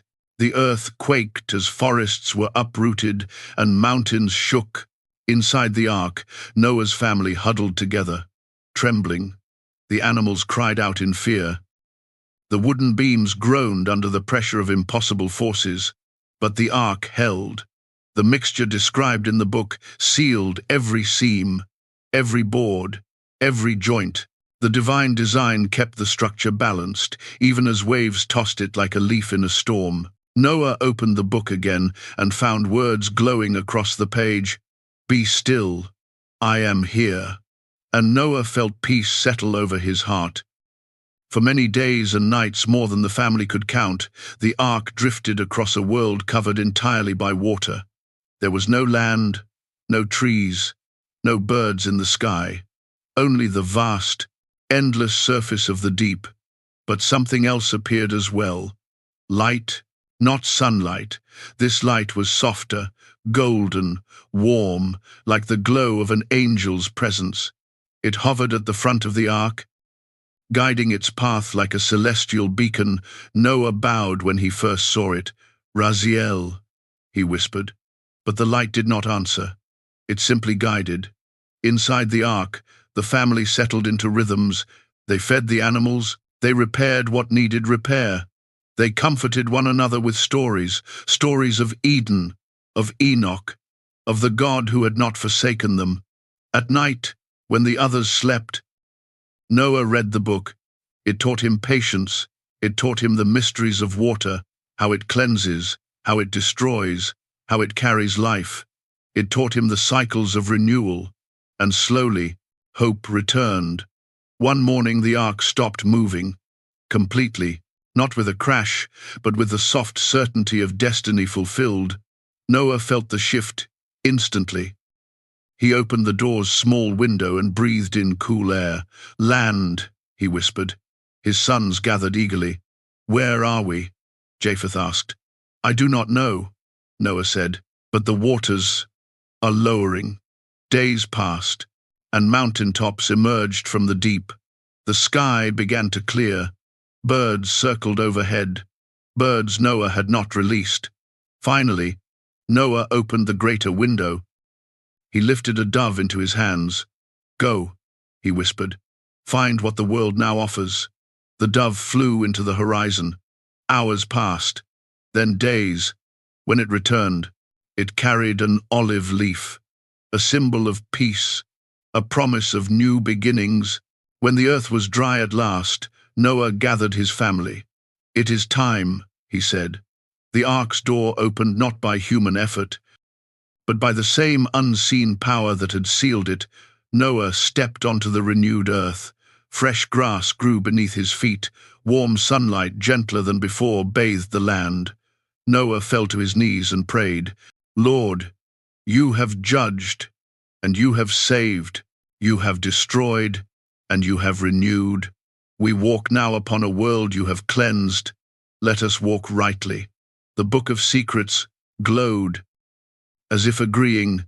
That night, as Noah gazed at the stars, he felt a presence beside him. Not physical, spiritual. The voice came softly. "Noah." "Yes, Lord," Noah whispered. "You walked in obedience when others mocked you. You held to righteousness when others turned to darkness. The earth begins anew because you listened. Teach your children. Teach their children. Walk with me in all your days." Noah bowed his head, tears falling. "I will, Lord." And overhead, a bow of colors spread across the sky, a sign of covenant, a promise of peace. Noah lifted the Book of Secrets. "Your word," he said softly, "will guide the world from this day forward." And so it did. Long after the floodwaters receded and the earth began to heal, a king arose, whose wisdom became legend. A king whose mind shone brighter than his crown, whose prayers reached the highest heaven, and whose hunger for understanding shaped the destiny of nations. But even the wisest of men can be tested when divine knowledge meets human desire. This king was Solomon. The world had settled into its new rhythm, generations rising from the line of Noah like branches from a single ancient tree. Empires rose, tribes spread across valleys and mountains. The memory of Eden faded for most, lingering only in stories told near dying fires or whispered by elders with eyes that still remembered the shape of paradise. But the Book of Secrets endured, guarded through centuries, passed carefully from one righteous keeper to the next. It survived the storms of human history. Many sought it, many tried to steal it, but only those with hearts aligned to the Most High were allowed to see even a fraction of its light. And when the time came, the book found its way to a young king whose soul burned with a rare and dangerous mix of humility and ambition. This king was Solomon. Solomon grew up in a world where kings measured their greatness in battles won, cities built, or wealth amassed. But Solomon sought something different, something deeper. He wanted wisdom, not cleverness, not strategy. Wisdom, the kind that shaped creation, the kind that echoed the thoughts of God. When he was crowned king, he prayed a prayer unlike any the people of Israel had heard. "Lord," Solomon whispered in the silence of night, "give me a heart that understands. Give me the ability to discern good from evil. Grant me wisdom beyond my own strength." His humility pleased heaven. A bright presence filled his chamber, and the voice of the Most High spoke, "Because you have asked not for power or wealth or long life, but for wisdom to guide my people, I will give you a heart like no other, and all else shall be added." From that night forward, Solomon saw the world differently. He could look at a man and understand his intentions. He could watch the sky and sense coming seasons. He could hear a dispute and know instantly where truth lay. But wisdom sharpens hunger, not just satisfies it, and Solomon felt the hunger for something more. He longed to understand the mysteries behind creation, the same mysteries Adam once learned, the revelations that guided Noah, the knowledge that lifted Enoch into the heavens. Whispers soon reached him of an ancient book, preserved through the generations, written not by human hands, the Book of Secrets. When he asked the priests if such a relic existed, they fell silent. Some trembled, others bowed deeply. "Why do you seek this knowledge, my king?" one of the elders asked. Solomon's answer was simple: to serve the Lord more fully, to know the architecture of his creation, to rule with wisdom that reflects his light.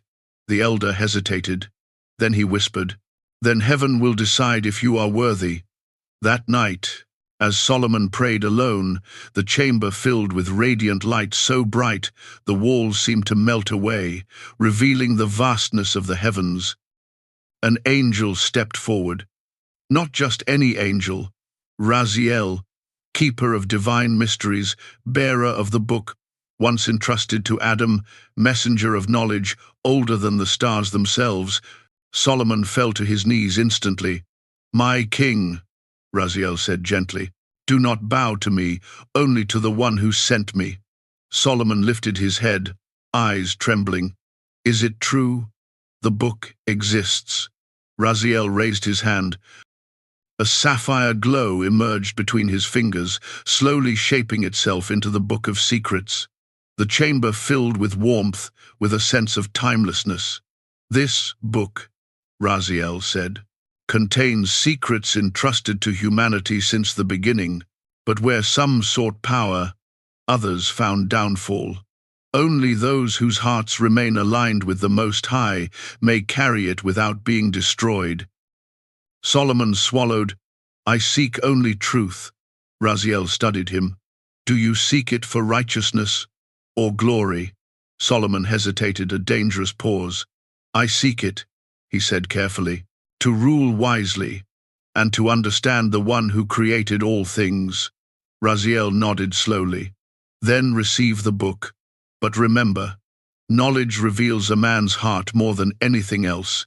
If wisdom becomes pride, your fall will be sharper than your rise." With that warning, Raziel placed the book in Solomon's hands. The moment he touched it, Solomon felt as though the universe unfolded before him. Stars expanded. The seven heavens aligned like concentric temples. Angel voices rose in shimmering layers. His mind opened to a depth of understanding he could never have imagined. And from that moment, Solomon became the wisest man to walk the earth. The Book of Secrets guided Solomon in every aspect of his reign. It revealed the properties of plants and minerals, the patterns of the winds, the hidden movements of the stars, and the spiritual architecture beneath all creation. With its wisdom, he designed irrigation channels that fed barren fields. He resolved conflicts with clarity that left nations astonished. He penned proverbs that echoed through generations, but one teaching captured his imagination more than any other: the 72 names of God. Each name glowed with a different hue, some soft and healing, others sharp and fiery, others deep and resonant, like the pulse of the cosmos. Solomon spent long nights studying these names, reciting them carefully, letting their meanings settle into his spirit. And one evening, as he traced the pattern of the names, he found a hidden instruction, a design, a symbol, a circle within a circle. And inside it, a single phrase: "He who bears the name in purity may command the spirits that roam between heaven and earth." Solomon stared at the diagram, breathless. It described the crafting of a seal, a ring, a conduit of divine authority. He followed the instructions carefully, forging a ring of pure gold set with a carving of the sacred name. When he completed it, a pulse of power flowed through the chamber. The seal of Solomon was born. At first, Solomon used the ring only to seek truth in matters of judgment. But, as he grew comfortable with it, he discovered another of its abilities. It could command spiritual beings, both angels and demons. He summoned a lesser demon to test the ring's power. The creature appeared in a swirl of black smoke, snarling and writhing. But the moment the seal glowed, the demon fell silent and bowed. "Speak," Solomon commanded. The demon replied, trembling, "I obey the name you bear." Solomon swallowed. "Why do you torment men?" he asked. "We serve chaos," the demon hissed.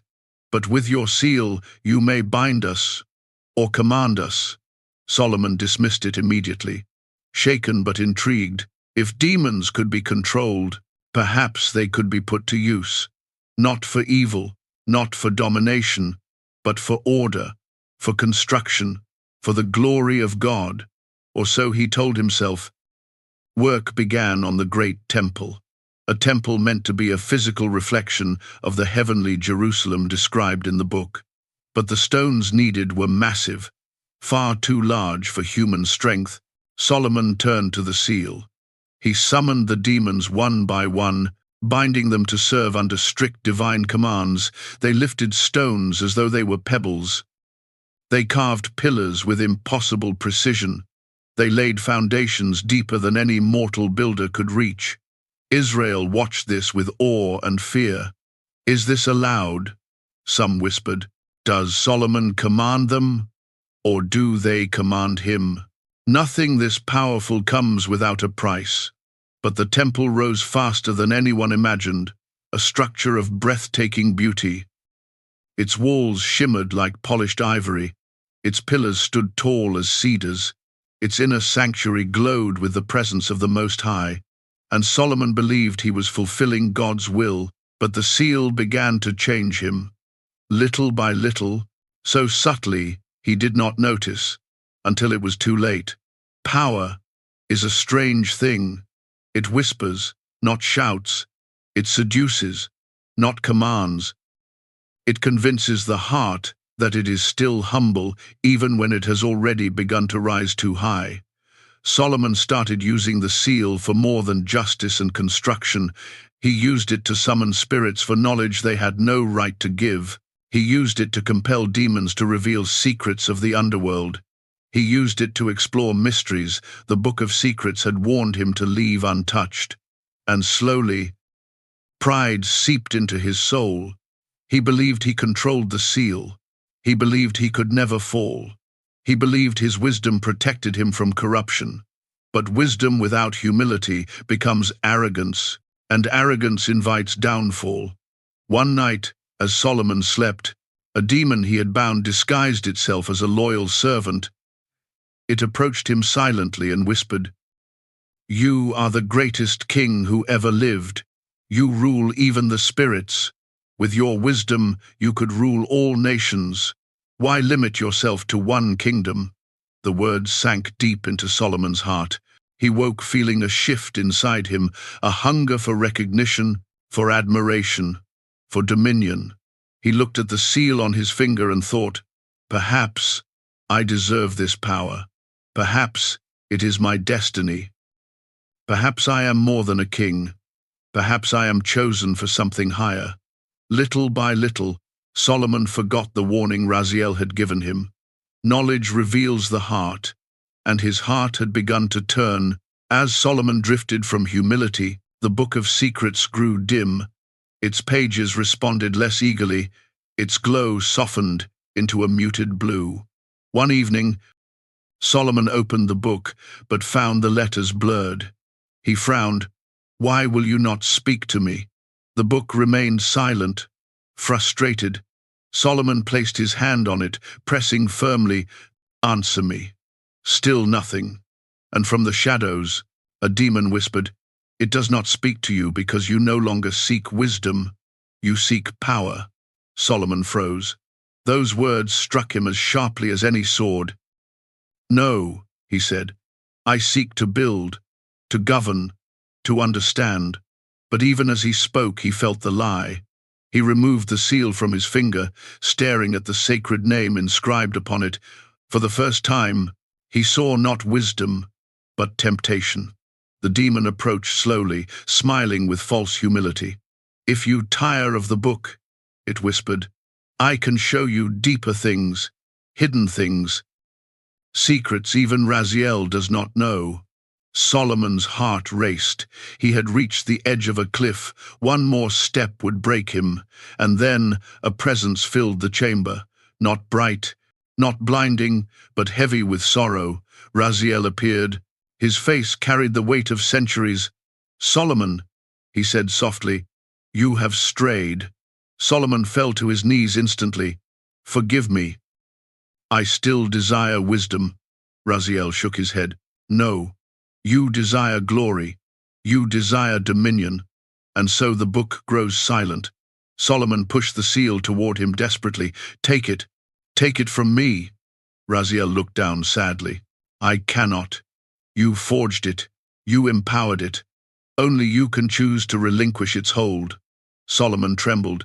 "Then I choose to let go." Raziel placed his hand on Solomon's shoulder. "Then rise, King of Israel, humble your heart, return to the path." The demon shrieked and vanished. The book brightened slightly. Hesitantly, the seal dimmed, losing its seductive glow, and Solomon wept. In the years that followed, Solomon completed the temple without the use of demons. He returned to prayer, to humility, to justice. But though he regained wisdom, he never regained the purity of heart he had once possessed. The Book of Secrets remained with him until the end of his life, but it never again opened fully. Some say it mourned what he had lost. Others say it protected him from truths he was not ready to bear. When Solomon died, the seal was buried with him, hidden from all who might seek its power.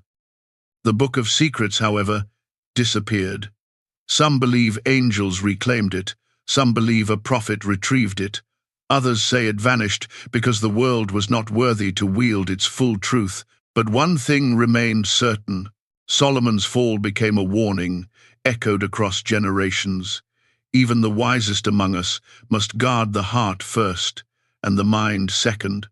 For wisdom is a gift, but humility is the gate that keeps the gift pure. Long before scholars tried to decode creation, long before mystics whispered secrets in candlelit rooms, long before kingdoms rose and fell, there existed a truth woven into the fabric of existence, 72 divine names, each a fragment of God's infinite breath, each a doorway into realms unseen, and though few would ever touch their light, their power quietly shaped the destiny of the world. The disappearance of the Book of Secrets after Solomon's reign did not silence its teachings. Knowledge does not vanish. It echoes. It travels through memory and story, through hearts prepared to receive it. And though the book itself slipped from human hands, lost, hidden, or reclaimed by angels, the wisdom inside continued its journey, especially the 72 names. They were the deepest mystery of all, older than language, older than stars, older even than the 7 heavens they helped shape. These names existed before creation, woven into the divine breath that spoke light into being. When God said, "Let there be," each word carried within it one of the hidden names. Adam had seen the names as shimmering spirals. Enoch had heard them as music that shook the heavens. Noah felt their protection in the storm. Solomon wielded them with both brilliance and fragile humility. And now, with the book gone, the 72 names began their long passage through the world, not in a single relic, but in fragments carried by those whose souls resonated with the divine frequency. In the generations after Solomon, mystics sought the names with desperate hunger. Some searched ancient temples, others studied the stars, others meditated in caves where silence felt thick as water. But the names were not revealed through effort alone. They required purity of intention, something rarer than gold in an age filled with conflict. Yet there were a few, only a few, who discovered hints. One such seeker was a shepherd who lived on the edge of the desert. He heard whispers of God in the wind and saw shapes of divine letters in the shifting sands. He spoke not of power but of presence, not of miracles but of surrender. One evening, as he watched the sun sink behind crimson dunes, he whispered a prayer from his heart rather than his mind. "Lord, I seek only you." A breeze stirred gently, though the desert had been still. Sand spiraled upward, forming glowing symbols that hovered before him. He fell to his knees as the shapes resolved into one of the 72 names, just one, but enough to change him forever. When the symbol dissolved into the air, it settled into his spirit like a seed of fire. He returned to his village, carrying peace so deep that even wild animals quieted in his presence. Another seeker was a scholar from the mountains. She studied languages, tracing the roots of every word she encountered. She noticed patterns, hidden symmetry, repeating numbers, silent letters that seemed to carry meaning beyond sound. Her search led her to abandoned ruins carved with symbols older than any nation she knew. She copied one symbol, not understanding it fully, but when she spoke it aloud, softly, reverently, the air around her shifted. She felt warmth spread from her chest outward, filling her with clarity. This was not magic. It was recognition. One of the 72 names had answered her call. From that day, her insights deepened. She taught others with gentleness, knowing some knowledge cannot be forced, only invited. And in distant forests, among tribes untouched by cities or kings, elders dreamed of luminous letters falling like snow. When they awoke, the letters faded, but the dreams left behind, healing songs, chants that eased the sick and comforted the grieving. They did not know the names, but the names knew them. Across centuries, the 72 names manifested not as spells or incantations, but as presence, subtle yet unmistakable. They appeared in moments of revelation, in acts of courage, in acts of compassion that shifted the course of lives. A mother who prayed for her dying child felt a sudden warmth at her side, and the child breathed again. A warrior on a battlefield heard a voice telling him to lower his weapon, and because he obeyed, peace spread between two tribes. A wanderer lost in the mountains followed a mysterious light to safety. Though no torch had been lit, these were not miracles meant for spectacle. These were the names at work, yet not all who sought them had pure intentions. There were kings who sent armies to search for tablets or scrolls they believed contained the hidden letters. There were sorcerers who tried to twist the names into charms for wealth or power. There were priests who claimed exclusive access to the divine and punished anyone who questioned their authority, but the names remained uncorrupted, for no human hand could grasp them unless the heart was aligned with the Most High. In this way, the 72 names acted as guardians, protecting humanity from itself. As time passed, the names found new homes, not in books but in prayers. People began reciting verses without knowing why certain words felt heavier, more vibrant, more alive. A simple phrase, spoken during mourning, carried one name. A blessing over food carried another. A song sung at sunrise wove in yet another. The names embedded themselves into traditions, rituals, poetry. They hid in plain sight, and angels watched. Michael, protector of nations, carried the names like shields. Gabriel, herald of divine messages, carved them into the winds. Raphael, healer of souls, breathed them into herbs and springs. Uriel, keeper of wisdom, etched them into the patterns of the stars. Even Metatron, the one who stands beside the throne, recorded the echoes of the names as they vibrated through the world, mapping every heartbeat that resonated with divine truth. Each name had its own nature. Some were soft as moonlight, comforting the lonely. Some were sharp as lightning, driving away darkness. Some were deep as the ocean, releasing courage where fear once ruled. And some were so powerful that even angels whispered them only in the highest heaven. Yet all the names shared one purpose: to bring humanity closer to the God who had never stopped loving them. But as with every sacred thing, the 72 names faced danger not from angels or demons, but from forgetfulness. Humanity changed, empires rose and fell, technology replaced tradition, books replaced memory, noise replaced silence. People prayed differently, people spoke differently, people lived differently. Slowly, The awareness of the names faded. Their power remained, but fewer hearts recognized it. Instead of listening for the quiet whisper of the divine, people sought louder answers. They looked for signs in the sky rather than in their souls. They demanded miracles instead of cultivating faith. And yet, in the midst of this growing forgetfulness, a few still felt the names. A child who comforted a crying friend without knowing why, a stranger who stepped between danger and innocence with no thought for himself, an elder who forgave those who wronged her, speaking words that carried more strength than she realized. The names lived through these moments, because the names were never about syllables or rituals. They were about alignment with the divine heart. A person who walked in compassion unknowingly spoke a name. A person who chose truth over convenience activated another. A person who lifted others rather than themselves embodied yet another. The 72 names were and are woven into the choices that define humanity. But the greatest mystery remained this: why 72? The Book of Secrets once explained it in a passage remembered only by a few mystics over centuries. Creation is woven in patterns. The heavens have 7 layers. The earth has 4 corners. The spirit has 3 chambers. The soul has 2 gates. The heart has 1 throne. When the numbers combine, 7, 4, 3, 2, 1, each interaction forms a unique vibration, a unique attribute of divine expression.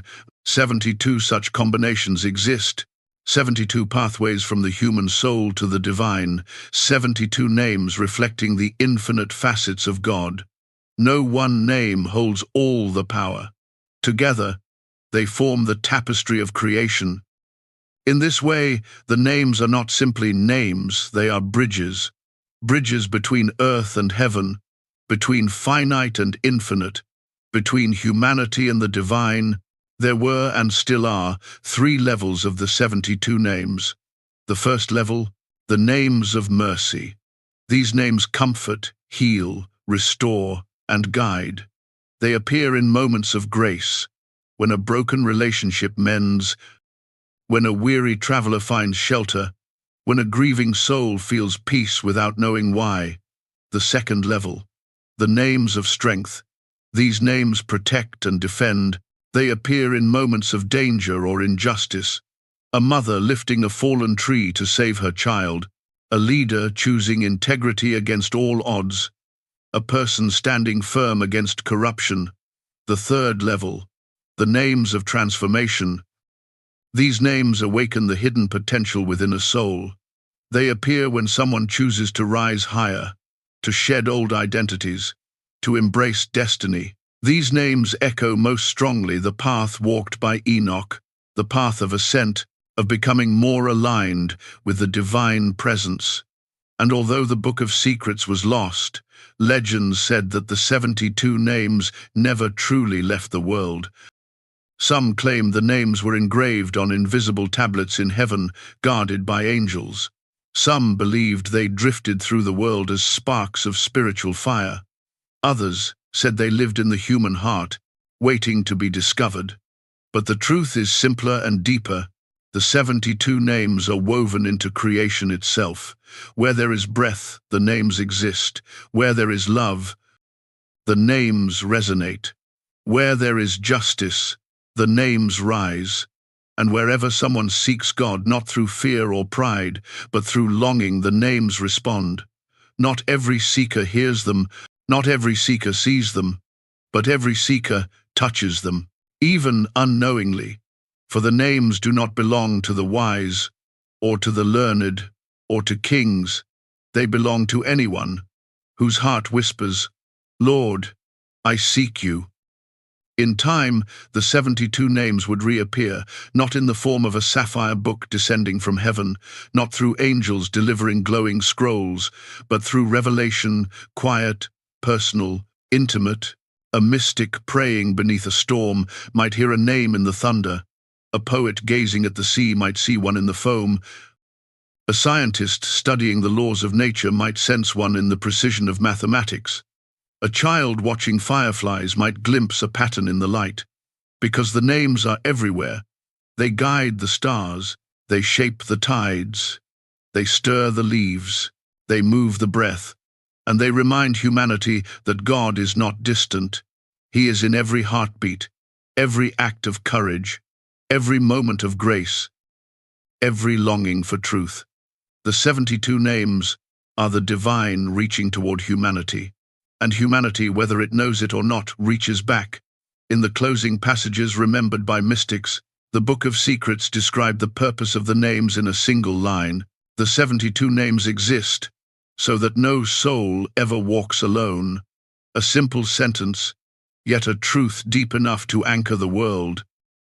For when the names rise, when they shimmer like threads of light, weaving heaven and earth together, when they whisper into the silence of a seeking heart, the universe itself responds, and the Most High bends near, always.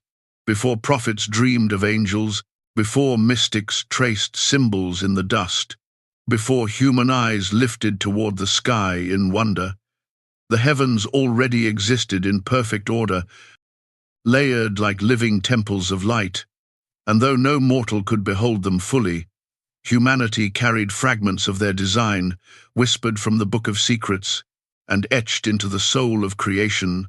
Heaven had been described in stories for generations, tales passed from Adam to Seth, from Enoch to Methuselah, from Noah to the prophets, and from Solomon to the seekers who followed. Yet none of these tales were mere fantasies. Each contained pieces of a truth too vast for any single human mind to hold. The Book of Secrets had once revealed this truth. Heaven is not one place. Heaven is structure. Heaven is order. Heaven is living architecture shaped by the breath of the Most High. Even after the book vanished, echoes of its revelation endured.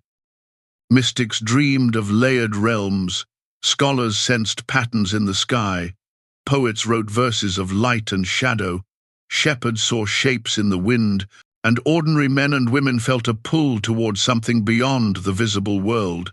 This pull was not imagination, it was invitation. Heaven calling humanity home. The 7 heavens were not simply spatial realms above the earth. They were spiritual dimensions, each one resonating with a different aspect of divine truth. They overlapped creation like veils, thin in some places, thick in others. At times, they brushed so close to the world that even ordinary people felt momentary shivers of wonder or dread. Adam had glimpsed them through Raziel's teaching. Enoch had walked through them. Noah had sensed their protection. Solomon had studied their mysteries, and throughout ages, fragments of revelation spread like scattered seeds whose roots continued to grow. To understand heaven, one must first understand this. The heavens are not distant, they are present. Every breath touches them. Every prayer rises through them. First heaven, Shemayim, the realm of winds and waters. Shemayim was the closest to earth, a heaven that touched the natural world. It was the realm of winds, clouds, and the boundary of rain. Angels shaped the weather like artists shaping clay, guiding storms, weaving gentle breezes, stirring oceans into motion.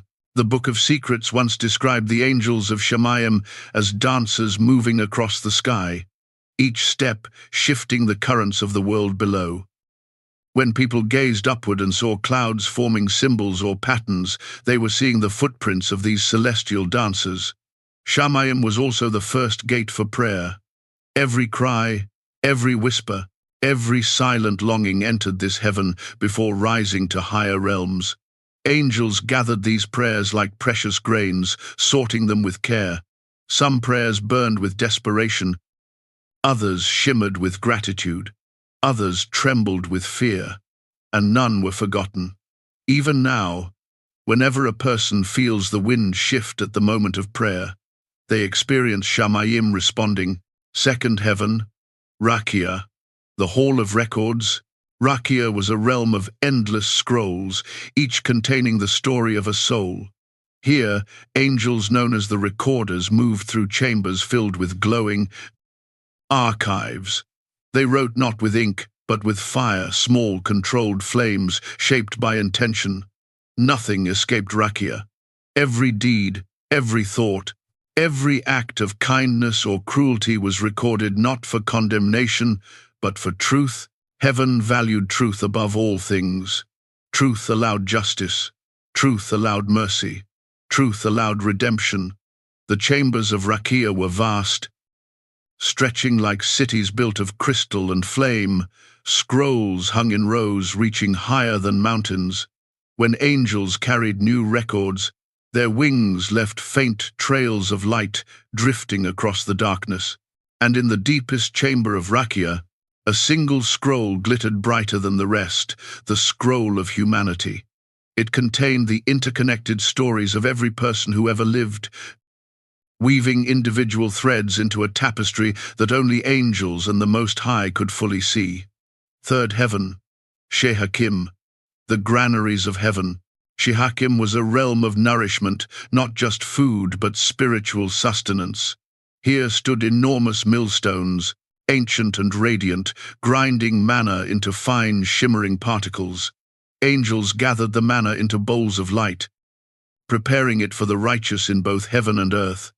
Some traditions say that every moment of true spiritual insight, a sudden peace, a moment of clarity, an unexpected comfort, is manna descending from Shehakim.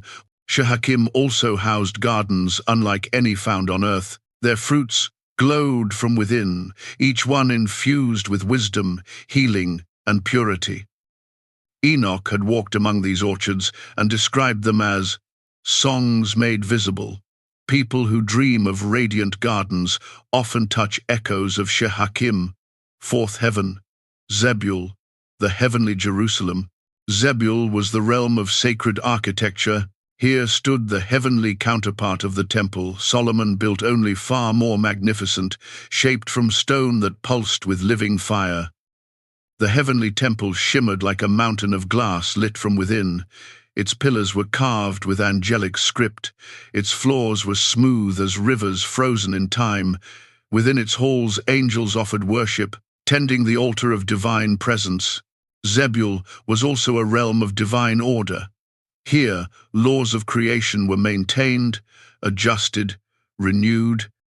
Angels assigned to Zebul were known as the architects of heaven, beings who shaped the spiritual laws that governed energy, time, and destiny. When Solomon built his earthly temple, he glimpsed Zebul through the Book of Secrets. That vision shaped the proportions, the chambers, the sacred vessels. Zebul reminded humanity that heaven and earth are reflections of one another, different but connected. Fifth heaven, Maon, the eternal chorus. Maon was a realm of sound, not earthly sound, but celestial resonance, waves of music that vibrated through all creation. Here, angels, known as the choir of radiance, sang praises without ceasing. Their voices were layered like galaxies, harmonies folding into harmonies, forming melodies too vast for human comprehension. These songs were not simply worship, they were energy. Some melodies strengthened the structure of creation, some guided seasons, some soothed grieving souls, some awakened courage. When a person feels sudden inspiration during hardship, an inexplicable strength that rises from nowhere, it is Maon touching their heart. Enoch once described Maon in a vision, saying, "If all human music were one breath, it would be but a whisper, compared to the chorus of the fifth heaven." Sixth heaven, Mashon, the treasury of blessings. Machon was filled with chambers of light, each containing spiritual treasures destined for the world. Blessings of peace, blessings of healing, blessings of insight, blessings of protection. These were not distributed randomly. They were assigned by angels who evaluated human intention, destiny, and readiness. Machon also housed the storehouses of judgment, not punishment, but alignment. Here, angels calibrated the balance between free will and divine purpose. They adjusted the vibrations of creation to ensure the world did not collapse into chaos. If humanity ever wondered why certain moments felt meant to be, they were experiencing the alignment set in motion from Mashon. The Book of Secrets once revealed, blessings fall not as rain but as destiny, meeting readiness. Seventh heaven, Araboth, the throne of the Most High. Araboth was the highest heaven, too holy for human eyes, too vast for angel comprehension. It was not a place but a presence, light without source, love without boundary, truth without shadow. Here stood the throne of the Most High, surrounded by seraphim whose 6 wings glowed like molten stars. Even the greatest angels trembled in awe. Araboth contained mysteries beyond creation, the river of light flowing from the throne, the chambers where souls waited before birth, the libraries of divine thought, the landscapes shaped from pure glory. Metatron stood here as the scribe of the throne, recording the eternal will of God. Enoch, transformed into Metatron, became the bridge between humanity and the divine. Though he could no longer return to earth, his presence ensured that no human prayer ever rose alone. Araboth was the heart of heaven. All other realms existed because Araboth pulsed with eternal life. The veins between the heavens, pathways of light. Though the heavens were distinct, they were connected by pathways of light, currents of spiritual energy through which angels traveled. These pathways were dynamic, shifting like rivers. When a person prays deeply, sincerely, these pathways brighten. When humanity sinks into corruption, they dim. When a righteous soul rises after death, the pathways open like gates.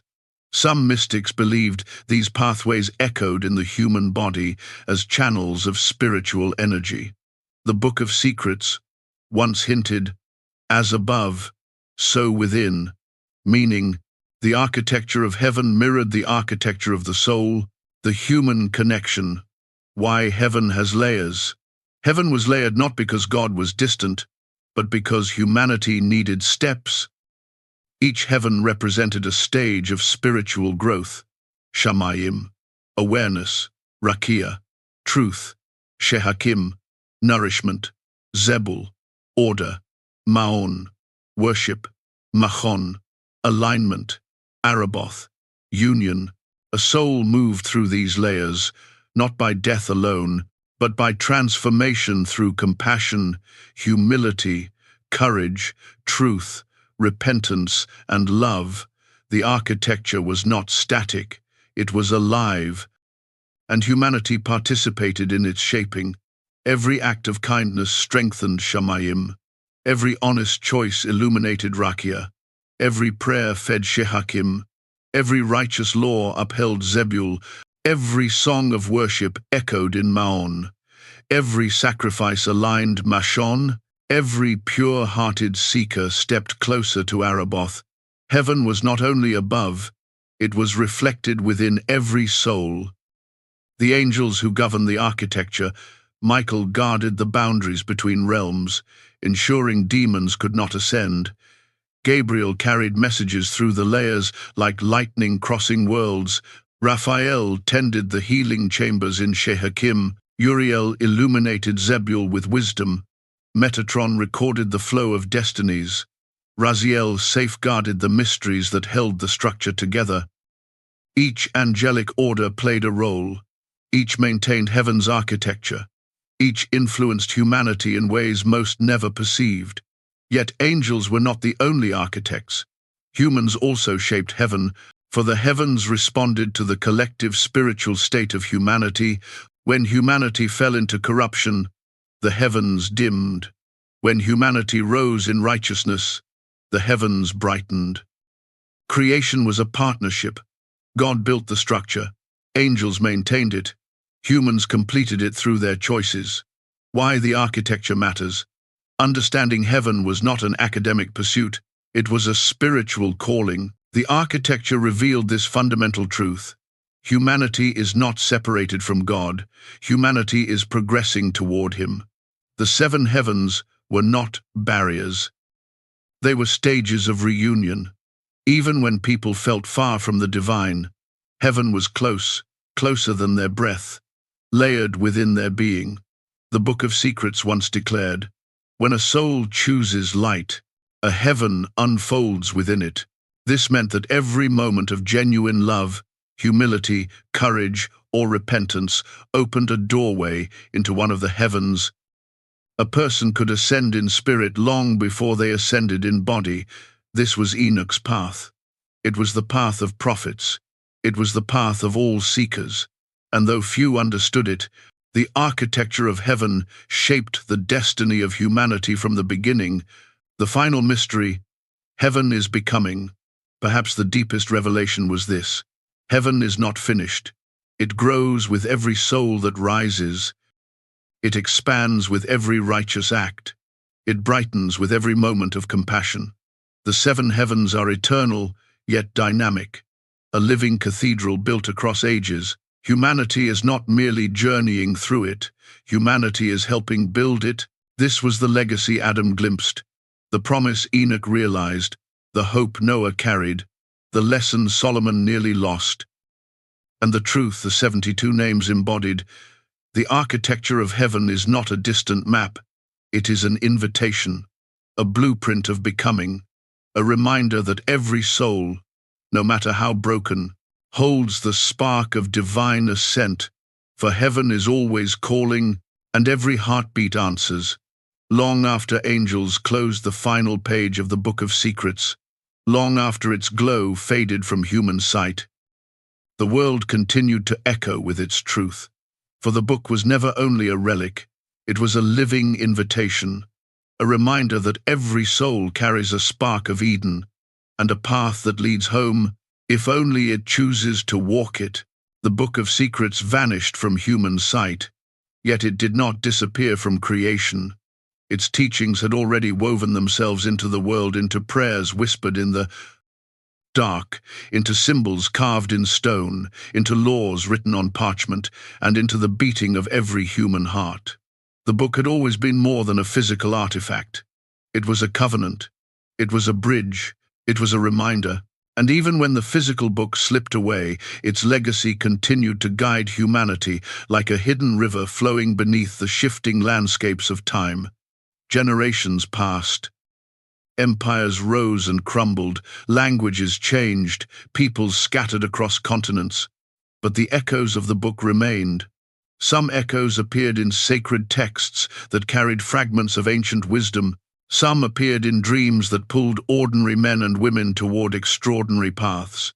Others appeared in moments of stillness, when people felt, without knowing why, that a presence watched over them. And always, the 72 names pulsed through creation like invisible threads of divine energy. Yet the world often forgot. People grew busy. Nations grew divided. Voices grew louder than the quiet whisper of heaven. Still, the path home remained open, waiting for seekers bold enough to follow. From the earliest days after Eden, humanity walked a long arc toward understanding. Some walked confidently, others stumbled, others wandered far from the light, but all carried within them a fragment of the original breath, the breath God spoke into Adam. That fragment was more than life. It was memory, a buried recollection of Eden, of peace, of unity, of the presence that once walked beside humanity without barrier. This memory stirred at unexpected moments.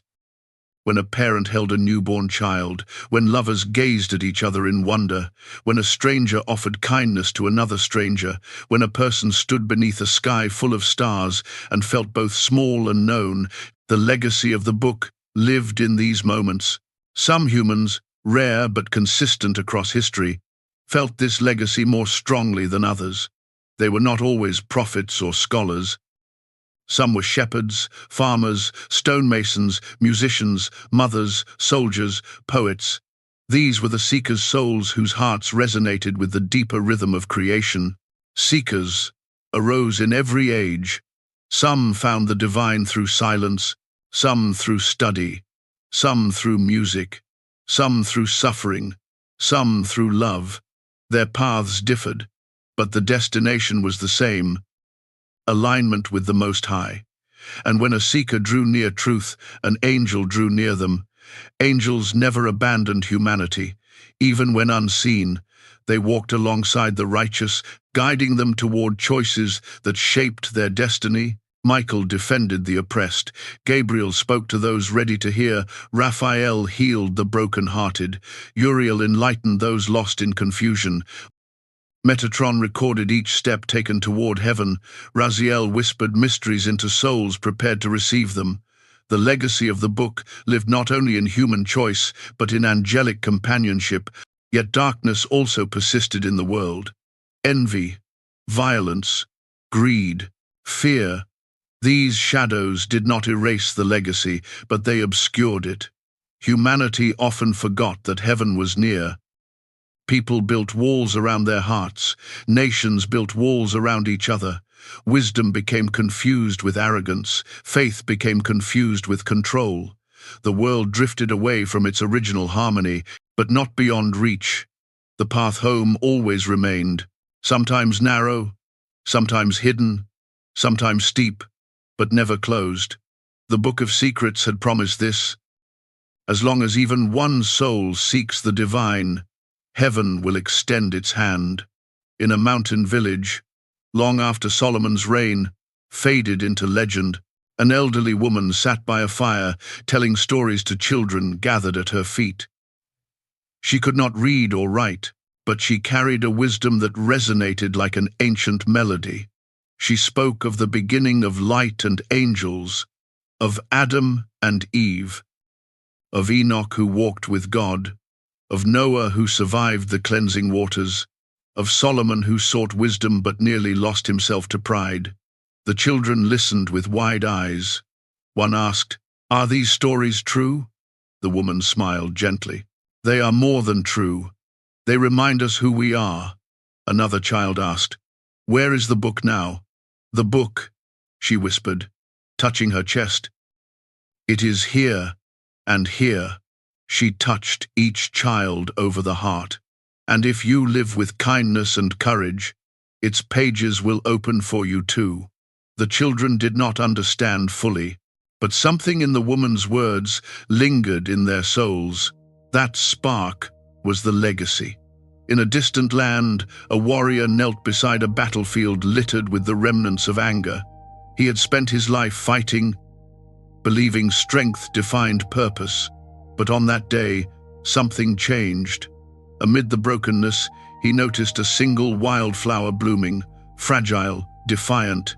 He stared at it, overwhelmed by the contrast between destruction and life, and in that quiet moment, he felt a presence gentle but firm settle around him. He dropped his sword. He closed his eyes. He whispered the first prayer of his life, and heaven heard. What he felt then was not judgment, but invitation, a call to rise beyond the life he had lived. That call was the legacy. In a bustling city where no one looked at the stars, a young scholar studied ancient texts. Late into the night, he sought knowledge, not power, truth, not praise. The more he read, the more he sensed an invisible thread connecting all wisdom. One evening, exhausted, he placed his head on the table. As he drifted between waking and sleep, he dreamed of letters woven from light dancing in circles, forming shapes he could not quite decipher. A voice whispered, "The way home begins with humility." He woke with tears in his eyes, feeling changed. That whisper was the legacy. Throughout ages, seekers like these appeared in every culture, every nation, every time. Some founded traditions, some wrote poems, some lived quietly without recognition. The world never belonged only to the powerful. It belonged to those who carried the spark, and each spark shaped the path of humanity. Heaven watched with patience as humanity struggled and learned. The Most High never forced the world into obedience. Love cannot coerce. It invites, it waits, it endures. The angels knew this well. Raziel, who had delivered the Book of Secrets to Adam, looked upon humanity with both sorrow and hope. Sorrow for the suffering humans inflicted upon themselves, hope for the moments they remembered their divine origin. For Raziel understood something even the wisest humans rarely grasped. Humanity was not falling, humanity was becoming. Every age carried its lessons, every failure carried its opportunity, every wandering soul carried the potential to awaken. The legacy of the book was not that humans must be perfect, it was that humans must continue seeking truth, seeking compassion, seeking humility, seeking the divine. For the way home is not a location, it is a journey of transformation. At the heart of heaven, in Araboth, the highest realm, Metatron recorded the rise and fall of generations. He traced the lights of souls growing brighter as they approached alignment, or dimming as they turned away. But no soul ever disappeared. Even the dimmest spark retained the potential to reignite. In one chamber of Araboth, angels gathered the prayers of humanity, millions upon millions of pleas, confessions, desires, and hopes. Some prayers rose trembling, some determined, some barely whispered. All were heard. None were rejected. For the way home opens the moment a soul turns even slightly toward God. A single step is enough to begin. Humanity's journey continued. Some discovered the 72 names hidden in their own acts of courage. Some sensed the architecture of heaven while meditating near rivers, mountains, or quiet forests. Some felt the presence of angels in dreams or in moments of inexplicable peace. Some encountered divine truth while comforting the suffering. The revelation of the book no longer came through pages of sapphire light. It came through awakening. Awakening was the new scripture. Every generation held the potential for prophets. Every nation held the potential for saints. Every household held the potential for wisdom. Every individual held the potential for transformation. The book lived wherever a seeker lived. The final teaching of the Book of Secrets, preserved only in oral tradition, never written, was this: the way home begins within. When the heart becomes a sanctuary, heaven descends to meet it. This teaching framed the true legacy. Eden was not lost. Heaven was not distant. The divine was not silent. Humanity had simply forgotten to listen. But every act of kindness reopened Eden. Every act of forgiveness reopened a gate in heaven. Every moment of humility drew the divine closer. Every choice to love pulled humanity back toward its sacred origin. And those who sought sincerely, truly sought, never sought alone. Angels walked with them. The Most High whispered to them. The 72 names resonated within them. The legacy was not a relic of the past. It was the ongoing relationship between Creator and creation. In the quiet of an ordinary night, a child somewhere in the world looked up at the sky. She saw stars scattered like grains of burning sand and felt a warmth in her chest that she could not explain. She turned to her mother and whispered, "Is someone watching us?" Her mother smiled softly and answered, "Always." The child held that answer in her heart. Years later, she would become a teacher. She would inspire hundreds. She would comfort thousands. She would change the course of a community, all because she sensed, as a child, that she was not alone. That sense was the legacy. So the story of the Book of Secrets ends not with its disappearance, but with its transformation. From a single glowing volume into a living truth woven into the human spirit. The path home remains for all who seek it. It winds through compassion, through truth, through forgiveness, through humility, through courage, through awe. It leads upward through the 7 heavens, and inward through the 7 layers of the heart. It ends where it began, in the presence of the Most High, where every soul is known, every name is cherished, every seeker is welcomed. And when humanity finally remembers this truth, not as myth, not as metaphor, but as destiny. The Book of Secrets will open once more, not from the sky, not from the depths, but from within, for the way home was never lost. It was waiting in every heartbeat.